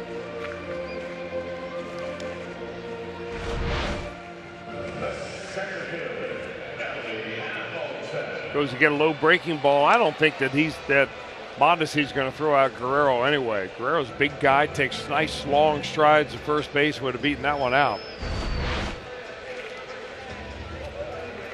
We saw him hit his first home run the other day in Miami. Mammoth opposite field shot. Young man's got some big time power.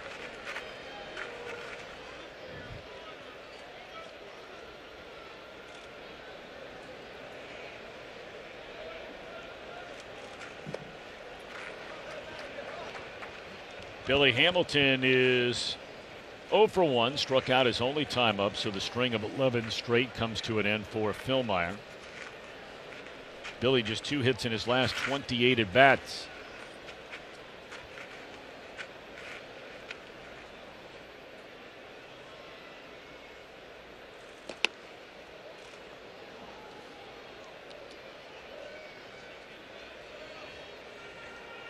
Billy Hamilton saying to Perez, hey, you're twice my size here, man. You cocked that ball back to throw it. I got to get out of the way.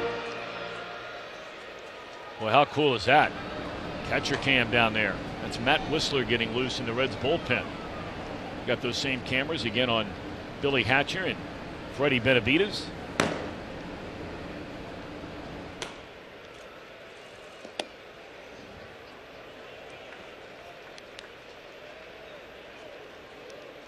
So I keep thinking about Jim Day going to that Reds fantasy camp, and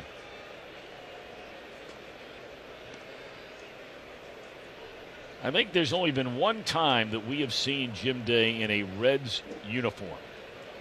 Let me have to dig that up for you. Foul tipped into the mid of the catcher, and it's 2 balls and 2 strikes. And you know as well as I do, Chris, if there's one guy that would help him get ready, it's his buddy Joey. There's no doubt. And he's going to need to get ready because that's a pretty strenuous week down there. See, there are a lot of guys go down there in shape, and they're hurt immediately. You begin by getting your legs in shape. Yes. 2-2 pitch.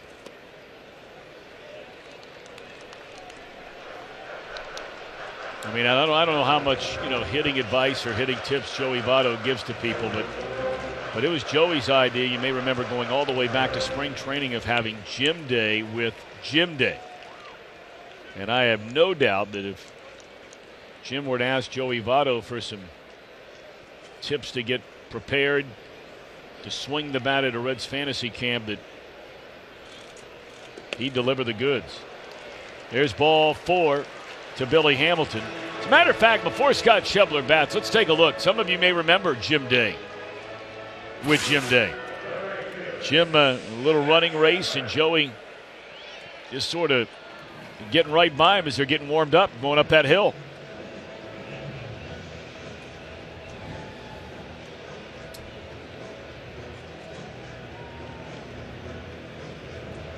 I can see that in Arizona before Fantasy Week. Good stuff.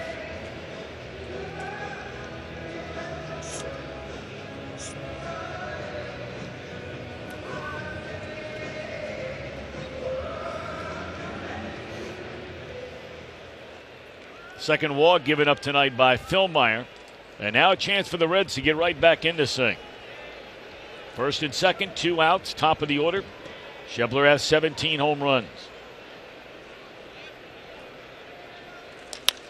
And into left center field, it will be caught by Merrifield.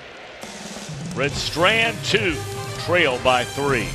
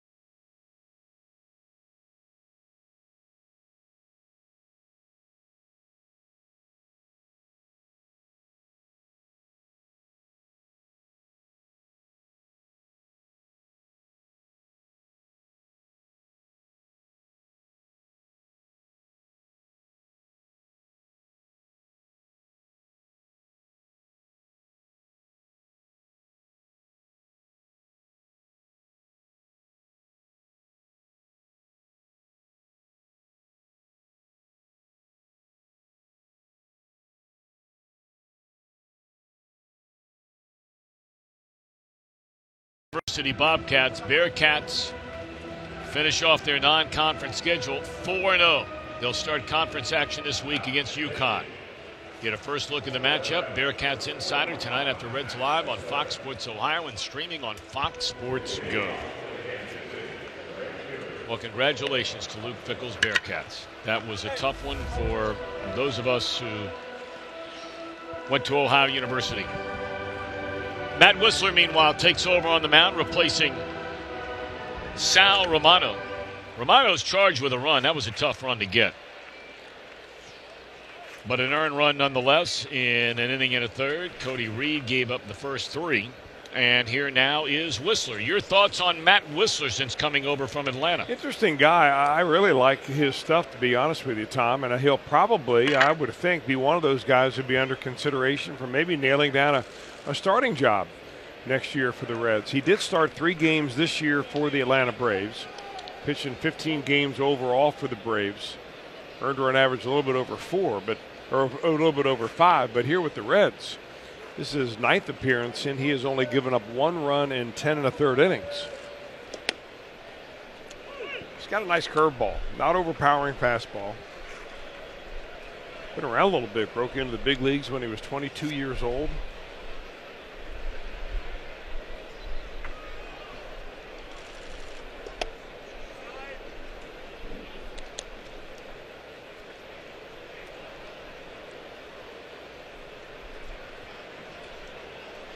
Bonifacio just missed hitting a home run. It was ruled fan interference on a line drive down the left field line. It went for a double.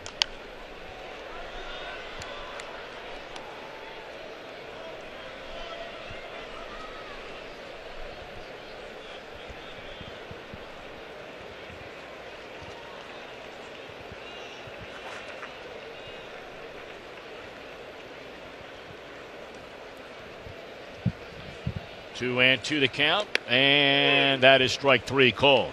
Bonifacio knew it.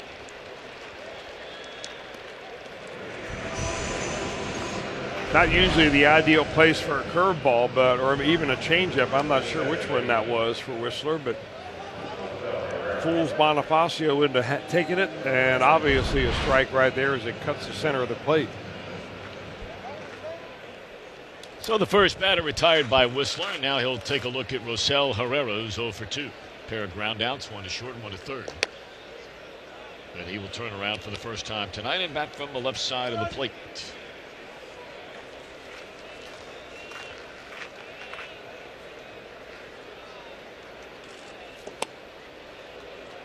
Herrera, 70 points, a better hitter from the left side than the right, coming into play tonight.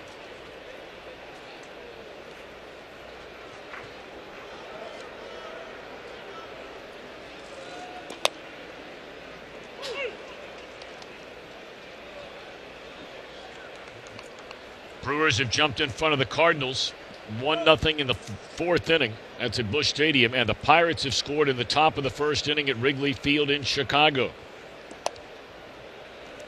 Man, you look at those 3 races. This is exactly what baseball had in mind. And not only creating originally the 1 wild card team, but then, of course, creating a 2nd wild card, which would force a 1-game playoff between the 2 wild card teams. Here you have going into play tonight, and I can't remember the last time this happened. It probably wasn't long ago. You just don't remember it.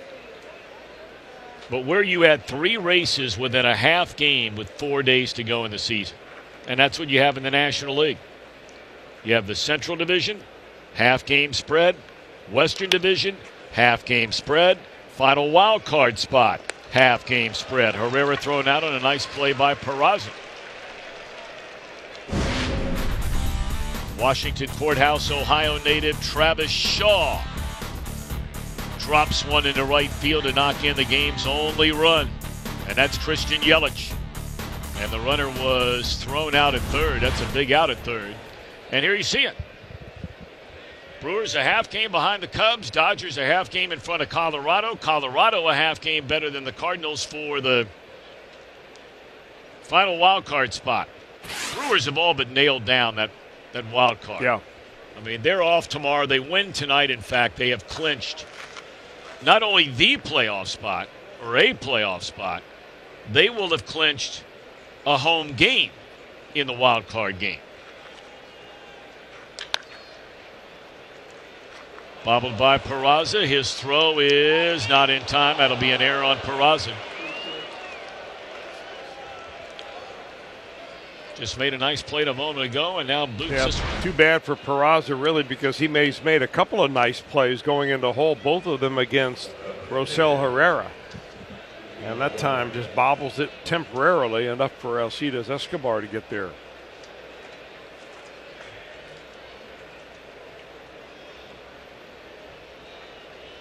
Peraza, that is error number 22. Mm-hmm.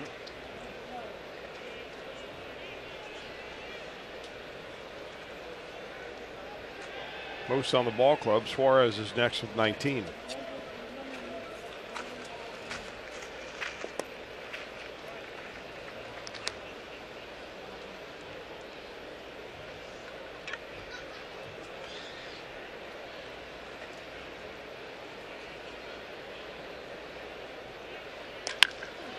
That ball is smoked by the pitcher. Philmeyer rolls all the way, cut off by Hamilton, who throws from his feet. And here's a throw to the plate, not going to be nearly in time. So the error by Peraza is followed by the first major league hit by Heath Philmeyer. That's an RBI double into left center field. And the lead is extended. It's 5-1 Kansas City. Boy, he's having a night that will make him feel good about himself. I mean, a line shot right over the head of the second baseman right here.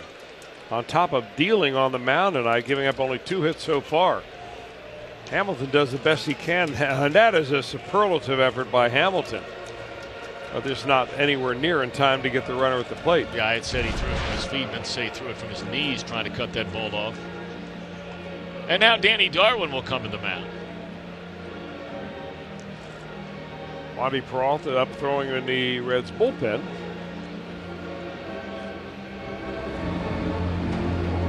Looks like he just started.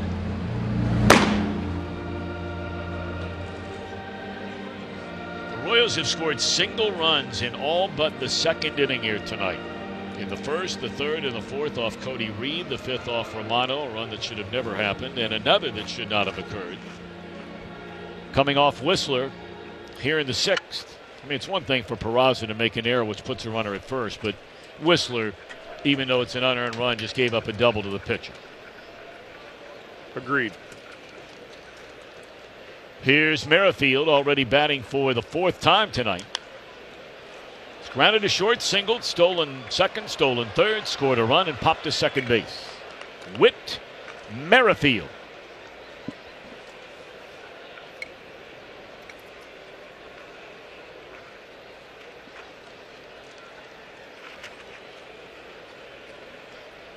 This guy was floundering around in the minor leagues. He was in Burlington in 2010, a 9th-round draft choice.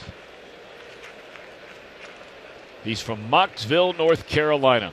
Played collegiately at the University of South Carolina, helping them win the 2010 College World Series. He was in Wilmington in 2011. Went from Wilmington to Northwest Arkansas later that year in 12. All of 13 in the same place. 14 started there again and moved up to Omaha. All of 15. He got about, half the number of games in the big leagues in 2016 and hit .283. And showed him enough to give him a chance the following year. And last year he had 19 home runs, knocked in 78, hit .288, and led the league with 34 stolen bases. He's here to stay for quite a while. Despite the fact that he is 29 years old. He'll turn 30 in January.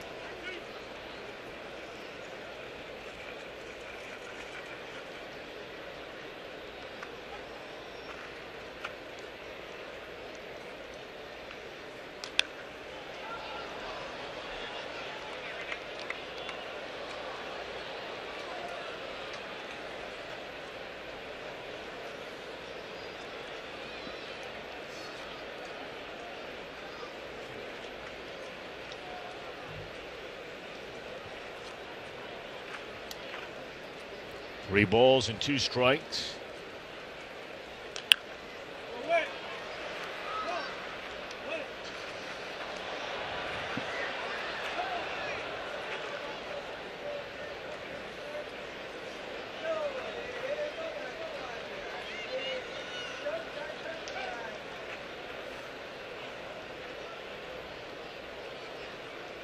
And a pitch from Whistler is again fouled back out of play.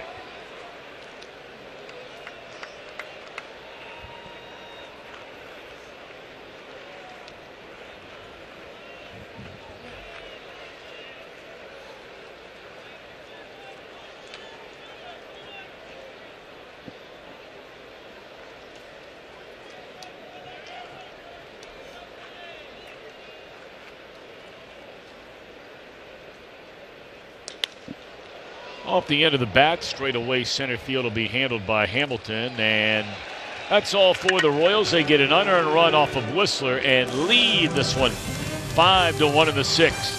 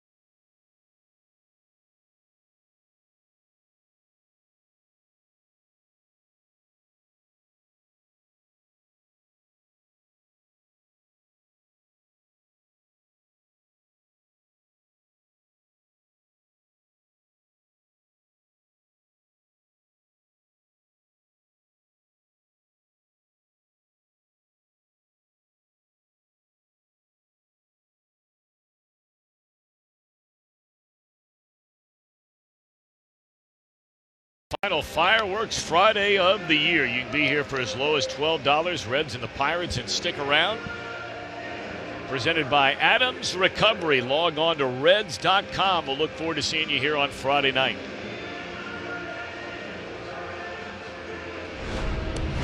Well, we know what's going on in the American League. There is no more drama, no more questions. The only thing that's not put to bed for sure would be where the wild card game is going to be played, because it's conceivable Oakland could still catch the Yankees. Likely, no, but conceivable. Everything else, done deal. So the Yankees and the Athletics will play in a wild card game. The winner of that game will play the Boston Red Sox. The Cleveland Indians will open on the road in the postseason, taking on the Houston Astros.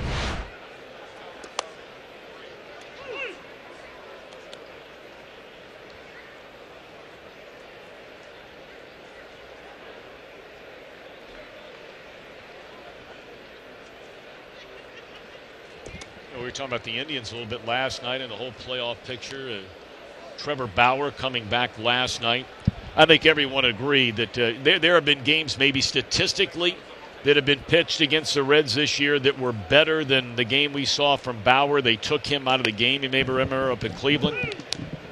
But, Chris, we saw Bauer that night. I don't think there's been a better pitched game against the Reds this season than we saw from as far as stuff goes. Well, yeah, he was basically unhittable that night because of his combination of off-speed stuff, his breaking pitch especially. But well, he's on his game. I mean, he's as good as they come out there. So the Indians got him back last night. He gave up a couple of runs in 4 innings, struck out 4. But They are a very, very legitimate World Series team if Bauer, and I know it's only 4 innings, and they probably wouldn't start him either of the first 2 games. But, man, if they could get 5 or 6 out of him, and then maybe you build on that a little bit in a division series, you never know. I mean, you talk about the best 2 great starting rotations in that series of Cleveland and Houston.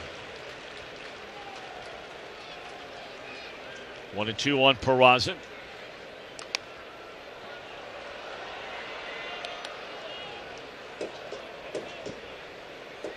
There have been some pretty well-pitched games against the Reds this year in addition to Bauer. Well, there have. Like the very first game of the year with Max Scherzer on the mound where he struck out 10 in 6 innings. There's no doubt.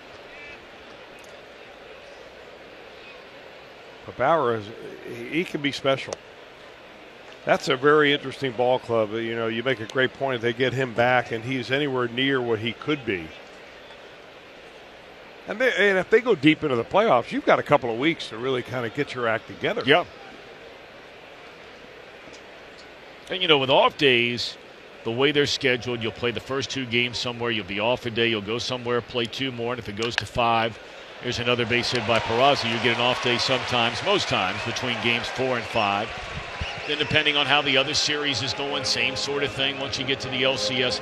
The point I'm making is that tends to really favor teams that have really good bullpens and guys that you're really going to lean on hard in those bullpens. And the guy that comes to mind immediately, if you're thinking Bauer can only give you 5, well, how about Andrew Miller for 2 or 3? Right. Then you get an off day. So the more I think about it, you know, depending Terry Francona, we haven't seen the Indians in a long, long time. Maybe giving Bauer a game 2 start could be the way to go because you get an off day between games 2 and 3.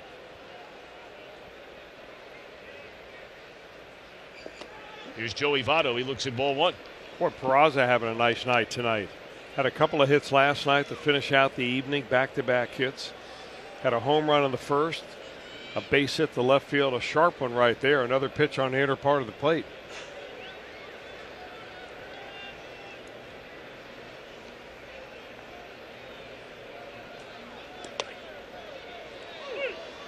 A base hit by Peraza, the 181st for him this season. He's 4 away from tying Barry Larkin for the Reds' single-season hits record by a shortstop.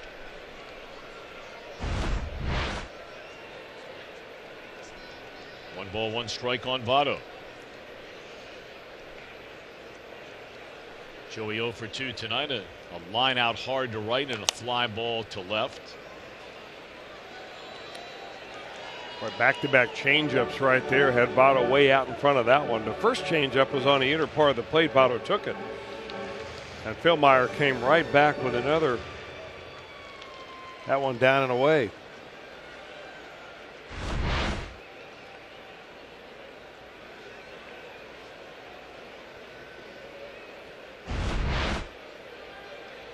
Good stuff. Still has the good hands. Yes, he does.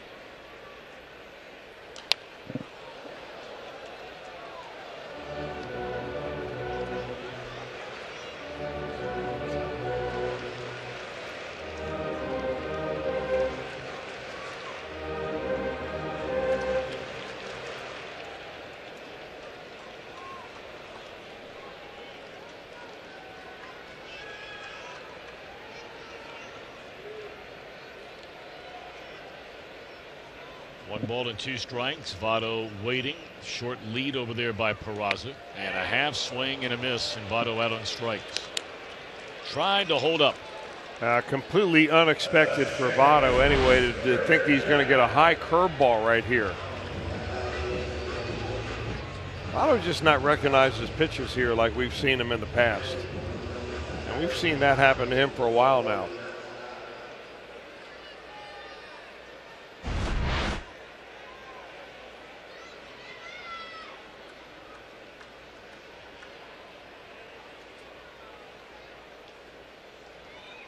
There's 8 strikeouts for Philmeyer.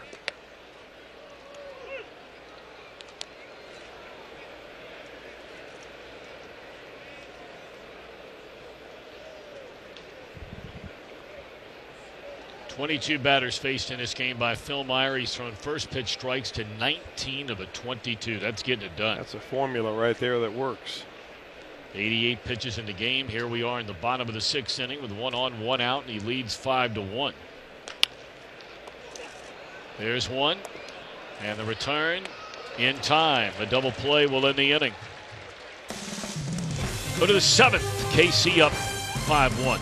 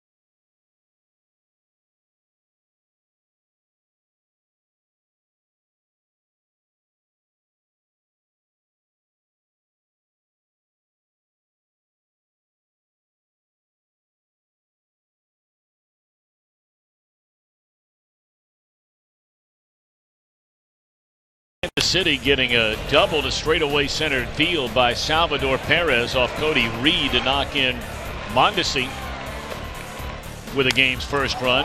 Peraza would tie the game with a home run. One of just 3 hits the Reds have had tonight. And as Kansas City has continued to score, Heath Fillmyer has continued to shut him down. Boy, has he been good tonight.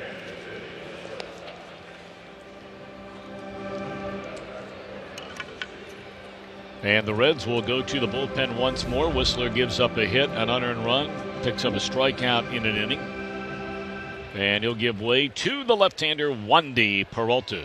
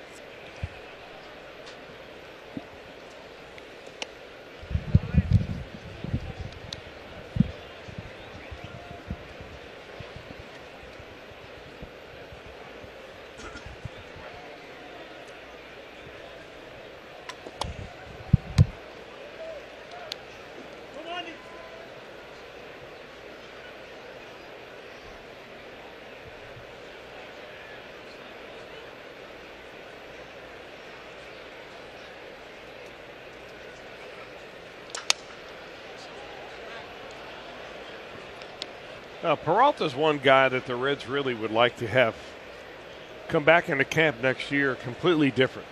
A little better delivery, a little bit smoother landing, maybe the ability to throw away more strikes, because right here at this part of the season, Wandy has more walks than he does strikeouts, which for Peralta is a huge upset. Based on what he did last year, you just expect that things to get better and better for him. 2-2 on Mondesi. Boy, he has been very, very impressive indeed. Single, couple of stolen bases, a triple, has scored a couple of runs. Good looking player.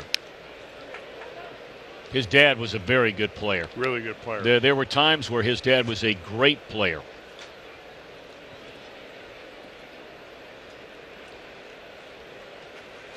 Raul Mondesi came up with the Los Angeles Dodgers.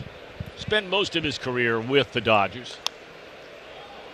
But, man, he put together some really good years.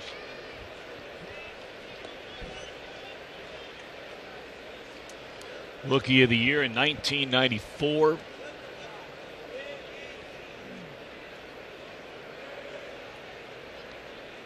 Wound up with over 1,500 hits, 271 home runs, almost 900 runs batted in. There's a drive to left field foul and a good thing. And never played in the World Series. Yet his son made his major league debut in a World Series. How about that? His dad went to a couple of All-Star games. I have a feeling won a couple of Gold Gloves and played an All-Star game. I have a feeling his son will won't be long before we'll see him in the All-Star game.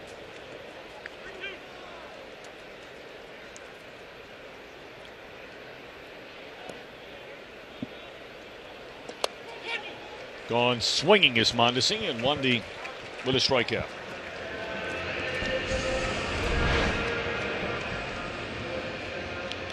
Finally went with the changeup. It looked like Peralta took a little bit off that pitch, which has always been really Peralta's second best pitch behind a fastball. I think that the more he's been used out of the bullpen, the more he's relied on that slider of his, and the less we've seen of that changeup. It's an awfully good pitch. Alex Gordon fouls it out of play.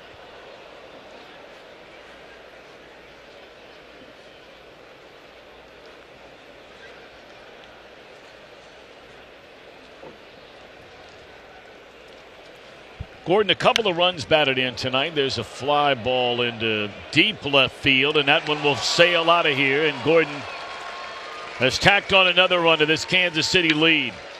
Single runs in every inning except for the second. And that makes it a 6-1 Royals advantage.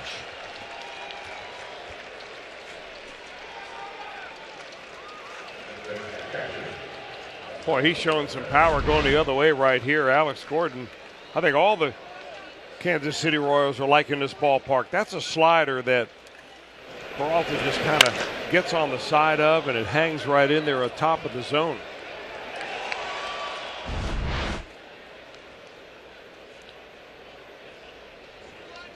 You know, one of the priorities for the Reds, I just said that one of the priorities should be fixing Wandy Peralta. But if you think about it, the Reds have two left-handers down in their bullpen, and Amir Garrett and Wandy Peralta, who can throw 97 miles an hour. You've got to figure out a way between now and next spring to make these guys more productive, to be able to get them to throw their pitches over the plate with way more consistency, because they're both wildly wild from time to time. All right, now here's a question, though, Chris, I have for you. And you and I have really talked about this topic a lot. Not necessarily on the air, but we talk about it a lot off the air, and about thinking outside the box in baseball. And, you know, you were bringing up earlier when you're talking about a manual, about, you know, you learn a little bit from this organization or you learn something from that organization. You can also learn some things, I believe, from other sports. Agreed. And, you know, one of the things that I've always – I guess been dumbfounded by as it pertains to baseball. Now, I know the baseball season obviously is a long year. You're playing every day. You can't compare it on multiple levels to games like basketball. You play 2 or 3 a week. Football, you play 1 a week, blah, blah, blah. Okay, but having said that, based on what you just said, you know, it's like Billy Hamilton and bunting, right? We've been talking about this for 6 years. Yeah. How are you monitoring whether any player, whether it's Billy Hamilton bunting, Amir Garrett, Wandy Peralta from the left side, you just said they're throwing 97 miles an hour, and between now and the time you start the season next year, these guys got to get better at X, Y, and Z. When they scatter to the winds and you don't bring guys back in, say like football does for an OTA, right? Where you don't have to come if you don't want to, but they'd like you to come if you can. Well, they do bring them back, but when they bring them back, it's basically for a conditioning update. And not an update on actual skills. Sure, that's what I mean. And I get where you're getting at, and I agree 100%. There ought to be, I mean, you only get better at something through repetition. So I would think that if Billy Hamilton bunted 200 bunts a day 5 days a week during the off season, he would come back to camp next spring an excellent bunter, probably the best bunter in the league, because he would have the repetitions. But you've got to really do it. You've got to figure out a drill or something that would help Peralta smooth out his delivery and put less emphasis on, his conditioning and more emphasis on the finer points of pitching. And I think the same thing for Amir Garrett. You need the reps to be able to get better. Home run by Gordon. KC up by 5.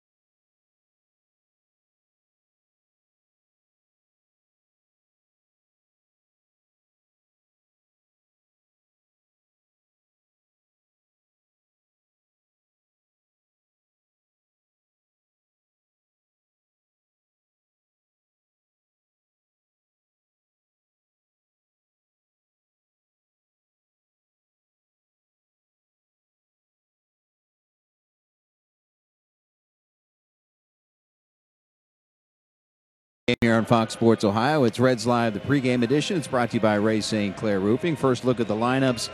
Features Tech Talk, Tom's Tidbits, and more. And we're back on the air Friday night. Another 6:40 tilt.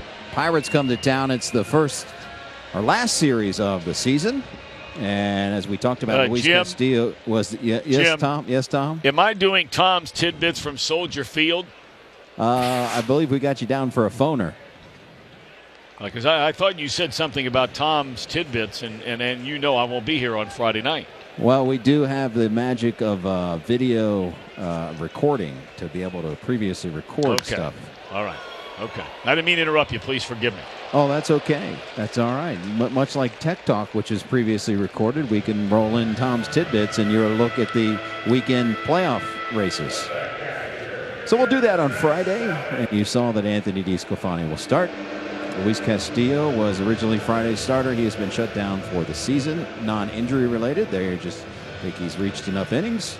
So we look forward to that on Friday. Are you already down getting ready on the set down there of Reds Live? Yeah, I'm getting them all cranked up down here. Why don't you come down for a visit? It's your last game. You can hang out with the people. There's a fly ball into short left center that Merrifield will run down. Couple of quick outs. That's not a bad idea. It's a great idea. Come on down.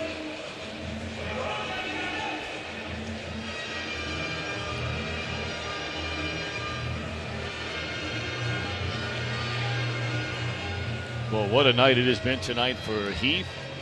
Phil Meyer. Well, it's really not very much unlike what he's done several of his last starts. In fact, coming into this ball game,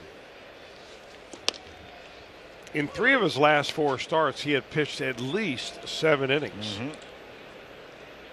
So that will, after tonight, if he gets one more out, that will be 4 of his last 5 going 7 innings.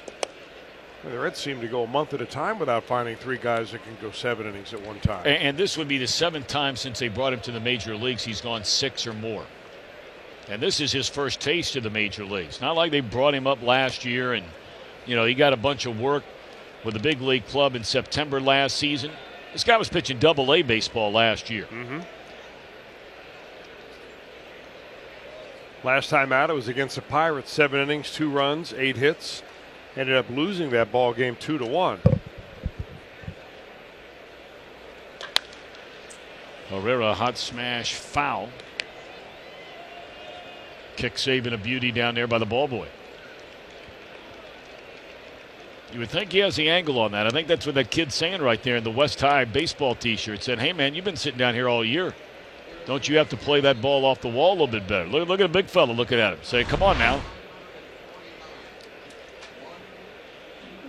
See? Kick save. Yeah. That's strike 3 to Herrera, and that'll end the inning.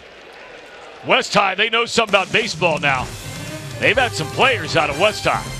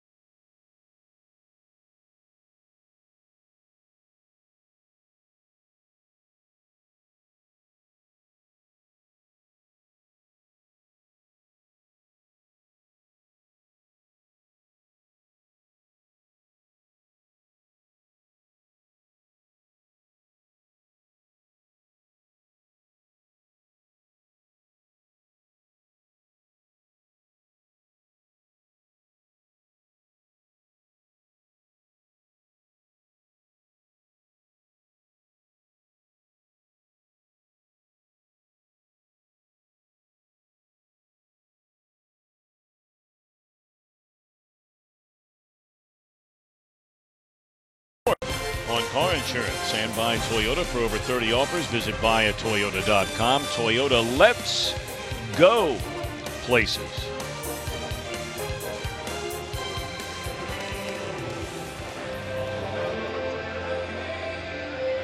Welcome back to Great American Ballpark. And Jackson Stevens will take over for Wandy Peralta, who gave up the home run to Gordon, struck out 2 in 1 inning of work. Stevens comes in, 28th game for Stevens. He's got kind of an inflated earned run average. He's had a couple of games where he's been kind of hung out there to eat up some innings, those blowout games where they're awfully hard to handle sometimes. I've said it just about every time he's come out there. I really like his stuff.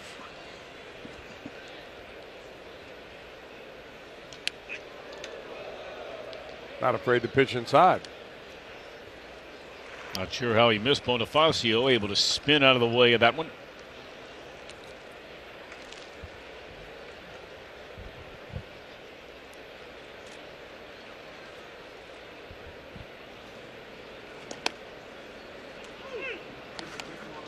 You know, Chris, tonight will be my last game. We were joking around a little bit with Jim Day, but my last game of this season. And I just want to say thank you to so many people. And I'm not going to go down a whole laundry list because I know many of you don't know many of the people that I would thank on the air. But I certainly, start with the Castellini family for giving me the opportunity to do what I love doing as much as anybody in the world in the town that I love more than any town in the world, where I grew up right here in Cincinnati. So thank you to them and those at Fox Sports. Francois McGillicuddy and Tom Farmer, Bob Pennell and the entire crew. Our producer all year long, most of the time, has been Josh Hall. From time to time, Kent Dreamweaver and Brian Hunterman. Directors Roy Alfers. We go way back to the late 1980s doing Reds baseball, and Brian Filippetti. But our crew, and we had a beautiful dinner that Fox Sports Ohio provided tonight out at the Handlebar. Boy, it was a great time and a chance to be around all these talented, creative, hardworking, crew members every single day of the week. They give their time away from their families every single night, trying to make a living like everybody else. Like Jesse Jackson up here in the booth, we also go way, way back. These camera guys, man, they bust their tail. Everybody does on the entire crew. It's amazing the way things, and I said it to them earlier tonight, I'm just amazed by how the stuff works. And you think to yourself, duh. Well, you go walking around a TV truck sometime when it pulls in, it's not duh. These are sharp people. JK still hanging around after all these years. Jim Strickler up here in the booth. Jason Hanley up here with us every single night. Joel Luckup, our statistician. And so many others on the crew. Just thank you so much. Chris, it's always been great. There's Strick. He was recognized as a Vietnam veteran hero here, last homestand. That was beautiful. I think a lot of people, Tom, would be surprised to know how many people it takes to put on a Reds baseball game. You're right. I mean, all the way from the people who are actually in an office in Cleveland or in an office in Cincinnati that have to schedule a truck, schedule the people that are going to be on the crew, schedule what time the truck is able to pull into a particular ballpark and start to power up. Those that are here working in the ballpark that have to stay around until our camera guys break everything down after a game. I mean, it just goes on and on and on and on. But, thank Jeff Brantley and having a chance to work with him and Jim Day and Jeff Pecoro, Brian Giesenslaw, Dan Horde, Shannon Ford, all of those who have been a huge part of Reds Live all year long. That's a second out of the inning. And I know George Grant will go through a great deal of this over the weekend. He'll handle those final 3 games. But, partner, it's a blessing to have worked with you now another year, 11 years been together, and look forward to many, many more, my man. Thank you, Tom. Absolutely. I feel the same way, you know that.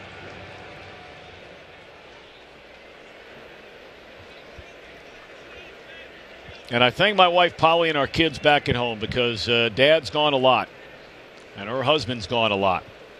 And I love her very, very much. And Ellen, Luke, the lights of our life. So thank God for them, and thank all of you for joining us this entire season for Reds baseball. We'll hope for a lot more wins and better days looking ahead to 2019 for this franchise.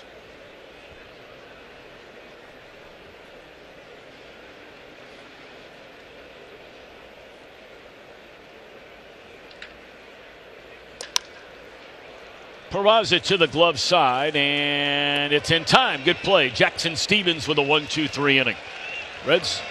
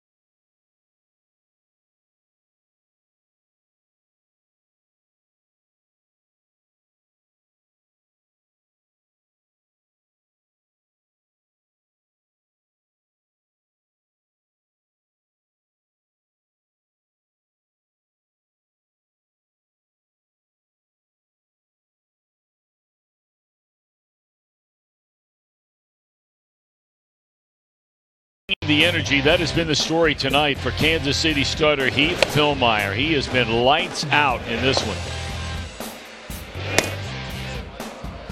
Struck out 9. He's allowed just 3 hits and 1 run, even knocked in a run with his first major league hit, a screaming double into right center field. That came in the 6th inning tonight. So a big night indeed for Heath Fillmyer. And he takes the ball here in the 8th inning.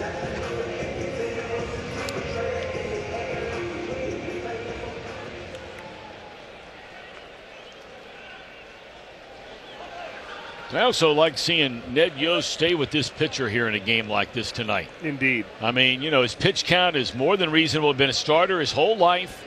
Been starting all year long, minor leagues and in the big leagues. He begins this inning throwing his 97th pitch of the game. I don't think there's a soul getting loose in that Kansas City bullpen.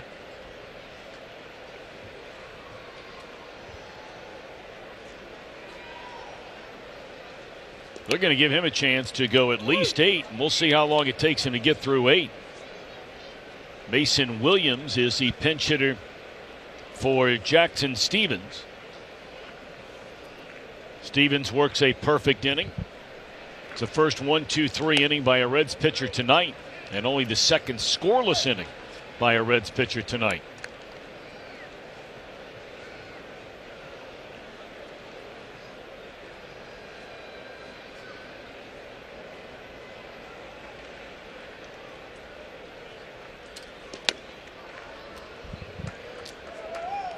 The longest major league outing for Fillmyer, 7 1/3. That was 2 starts ago against Minnesota.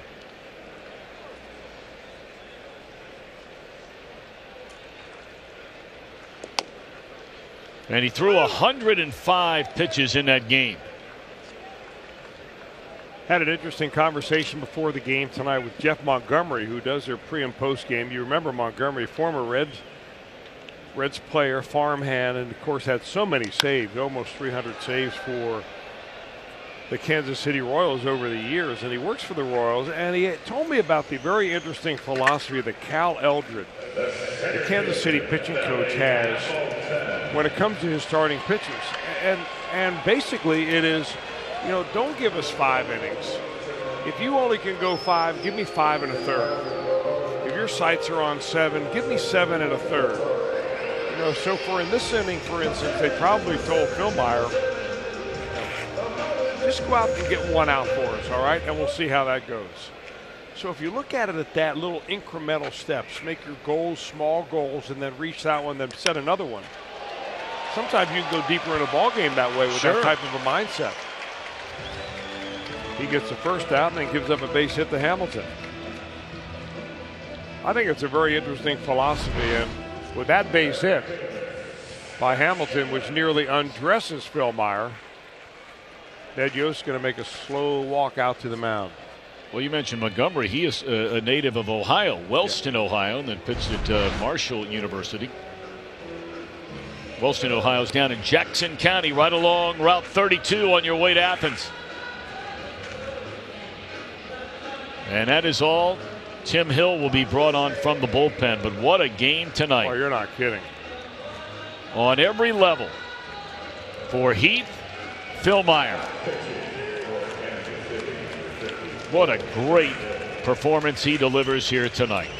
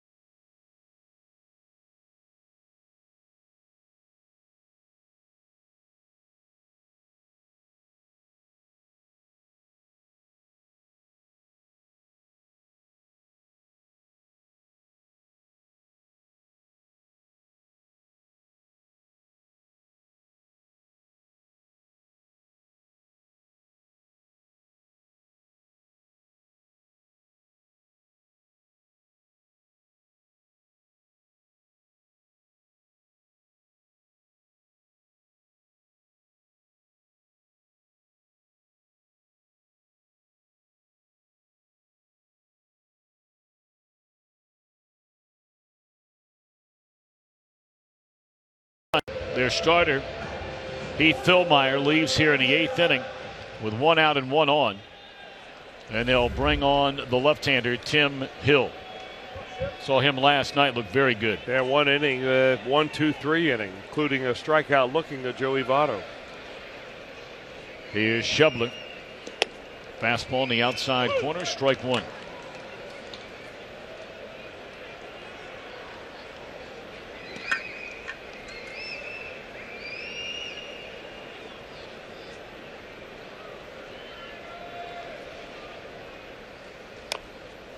Breaking ball and a check swing, makes contact with the bat. 0-2 on Schebler.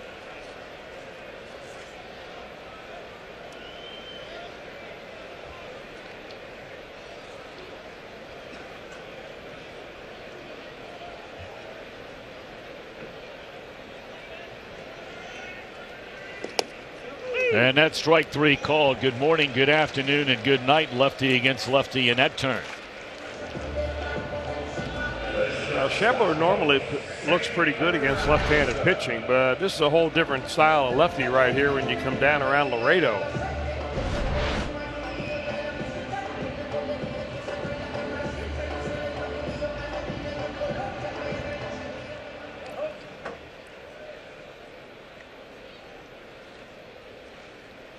Jose Peraza, the batter. Couple of more hits tonight for Peraza.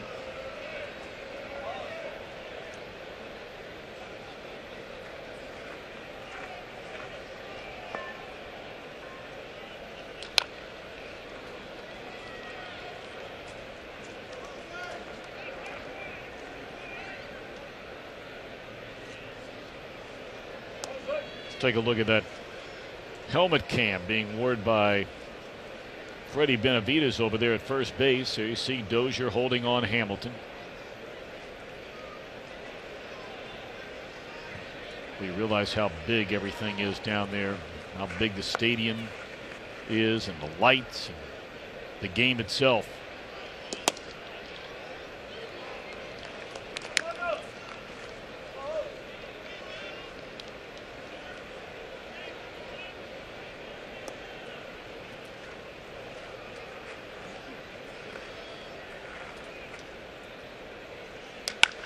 Straight away center field, hit very hard by Peraza, but the deepest part of the ballpark.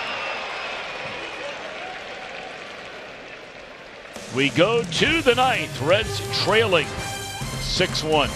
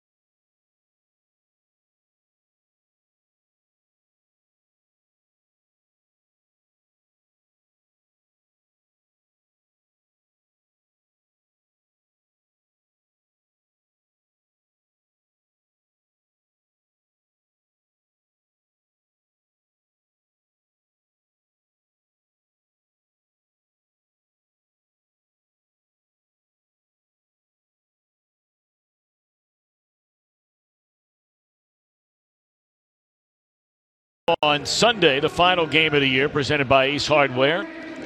Special prizes from Frisch's, Montgomery Inn, La Rosa's, Dunkin' Donuts, so much more given away to lucky fans. You can be here for as low as $12. Visit Reds.com. Postcard entries are indeed accepted. Look forward to seeing you here on Sunday. And again, a reminder, that Sunday game is a 3:10 start. Major League Baseball went to that a couple of years ago. Due to pennant races and so forth, they want the final game of the year for every team in baseball to start at the exact same time. Good idea. Great idea. Makes scoreboard watching that day even more interesting than ever.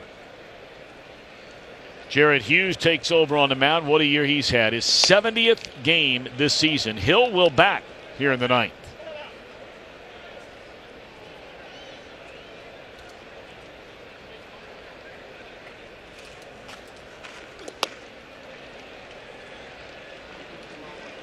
You know, what I like best about Jared Hughes, other than his incredibly positive attitude, I mean, the guy helps every young pitcher around him. He's always prepared. We've talked at length about how he keeps a diary and a journal of all the different things that he does, how to get better, a book of scouting knowledge on different hitters and so on. But what he's showing to me, in a year in which all we hear about is launch angle and about how hitters are trying to lift the ball into the air, that you can still pitch down in the zone and be very effective doing so. And that's basically where he lives. A couple of times this year, facing low ball hitters, we've seen him go up a little bit, but for the most part, his bread and butter is right down there around the hollow of the knees. Mm-hmm. Merrifield is 1 for 4. Brewers lead the Cardinals 2-1. They're in the last of the 6th inning at Busch Stadium, and the Cubs have jumped in front at the end of 3, 4-1 over the Pirates. Cubs trying to hold on to a half-game lead over Milwaukee tonight. Merrifield thrown out by Scooter. 2 away in the inning. The shortstop. I've got Eric Montes.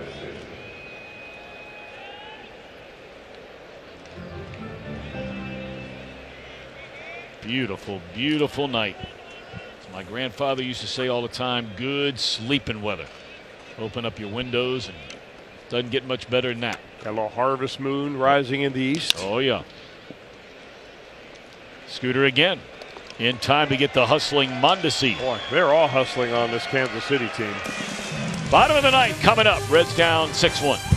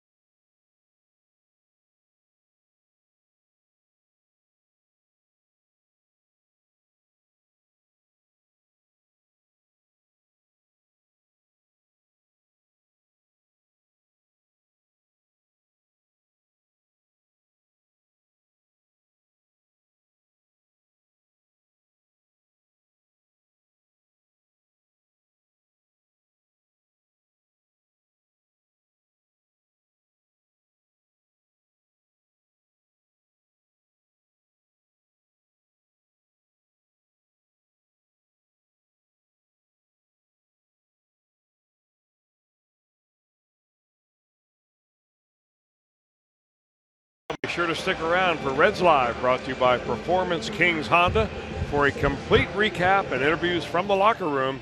That's Reds Live. So that'll be coming up here shortly. Jim Day standing by. Jeff Piccoro standing by. And Hill trying to finish this thing off here in the 9th inning. It would not be a safe situation. He took over in the 8th inning. With 1 out, retired Schebler and Peraza. He'll face Votto, Jeanette, Suarez, although they could conceivably make a change after the lefty-lefty matchup here. Joey tonight 0 for 3. Now, this matchup happened last night. Votto ended up going down looking at a strike 3 pitch on an 0-2 count. Fooled him with a fastball.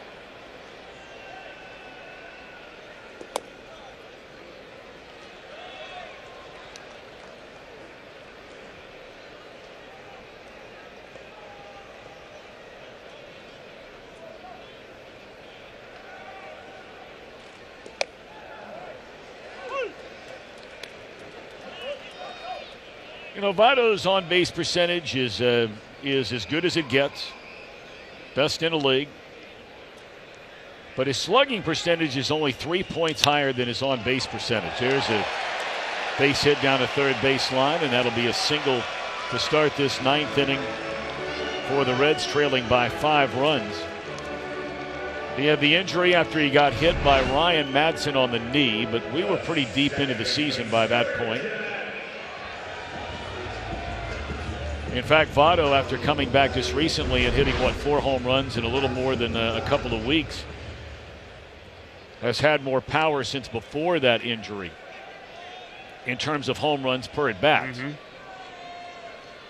But you look at the overall body of work and you see 12 home runs and you see fewer than 70 runs batted in. Obviously, Votto's not happy with the way this season has gone. And you would certainly hope that he can rebound and have the kind of year next year like he had virtually every year until this year.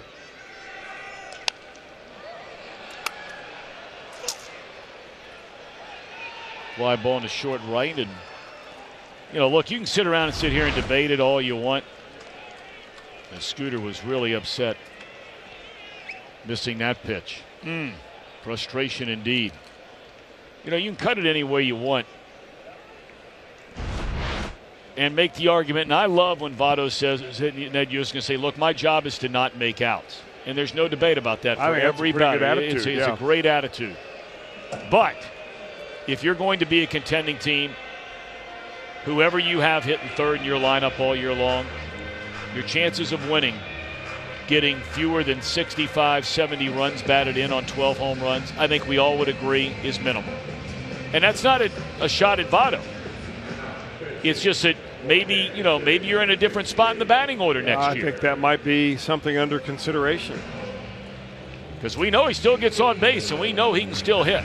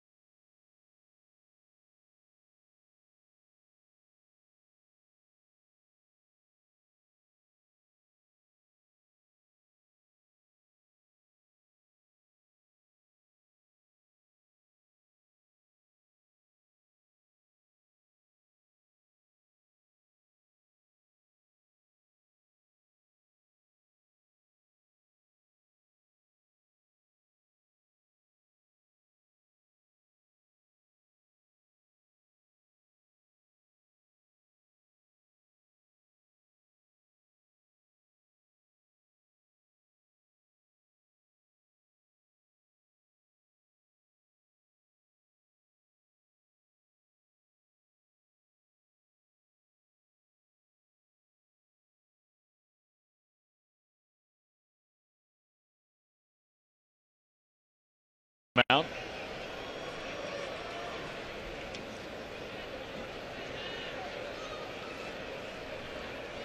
He'll be facing Eugenio Suarez. He last worked on Saturday against Detroit. He has held right-handed batters this year to a 182 batting average. Well, he started the season in Double-A. That was down in Northwest Arkansas. Had 29 innings down there, earned run average right around 2. Then he went to Omaha, their Triple-A spot. had 20 innings there and had an earned run average of 0.9. So they brought him up around August 20th or so. He is the lowest round draft pick as he strikes out Suarez. He was a 37th round pick in 2012. When he made his Major League debut, you mentioned on August 20th, he became the Royals' lowest round draft choice to debut with KC since Jared Dyson was a 50th rounder in 2006 and didn't play his first game till 2010. It's a good story. It's really nice. Also tied Sal Pizzato, also a 37th round draft pick, for the 6th lowest round Royals selection to ever debut with his franchise. So he's come a long way. Reds are down to their final out. Casali, the batter.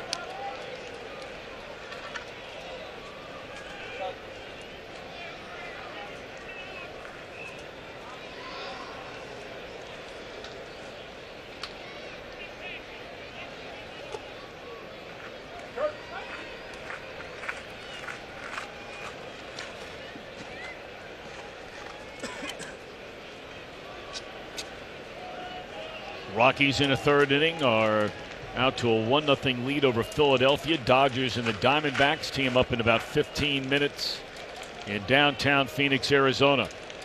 Half game spread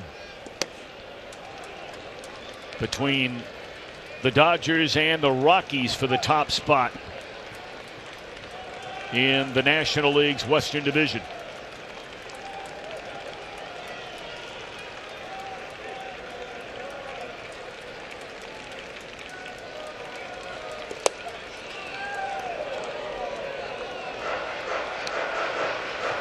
I think the Mr. Newberry thought that was strike 3. Kurt Casali still alive.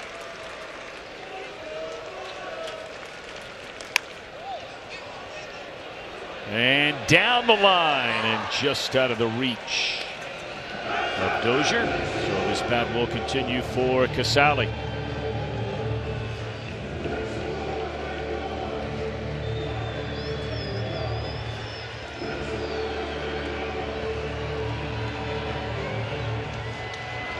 Nice job by Jared Hughes. Perfect inning. Couple of strikeouts.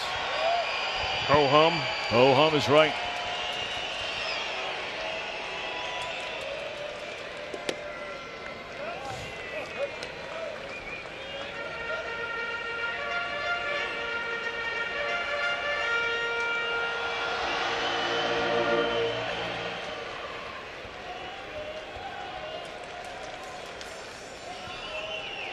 Three balls, 2 strikes on Casali.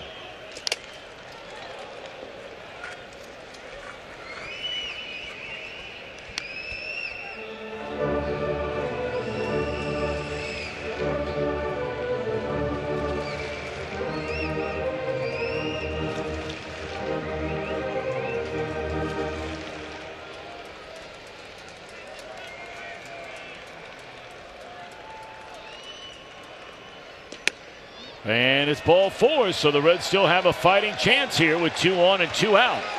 And Tucker Barnhart will come up and bat. Number 16, Tucker Barnhart.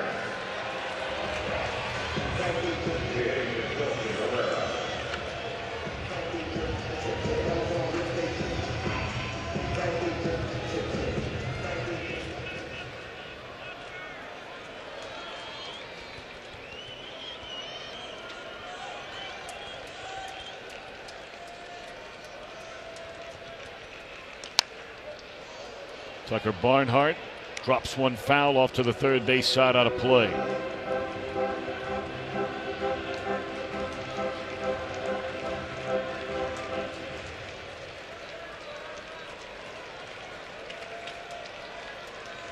Two on, 2 out. We're in the bottom of the 9th. And a fastball is off the outside corner. 1 ball, 1 strike.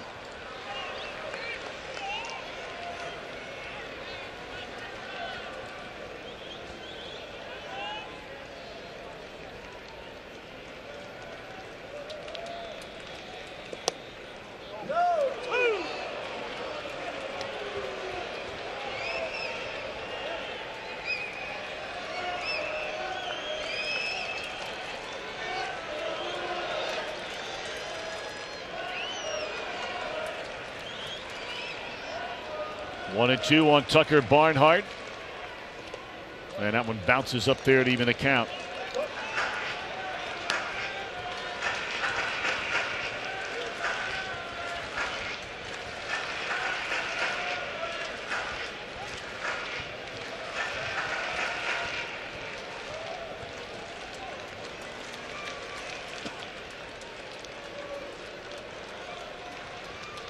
Two and two to Barnhart.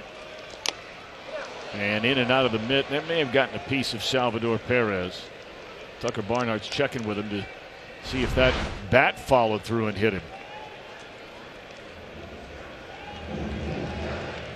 No, the bat didn't get him. I'll tell you, for a big, strong guy, and Salvador Perez is one big, strong guy. He is so nimble back there behind the plate, isn't he? You can't believe how big this guy is until you see him stand up and start walking around. And he is just down low, great target, flexible, fluid.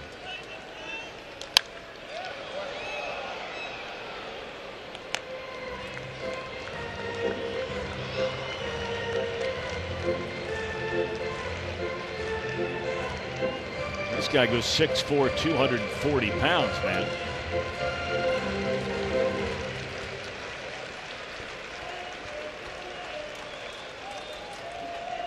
2-2 pitch. Full count. Phillip Ervin stands in the on-deck circle.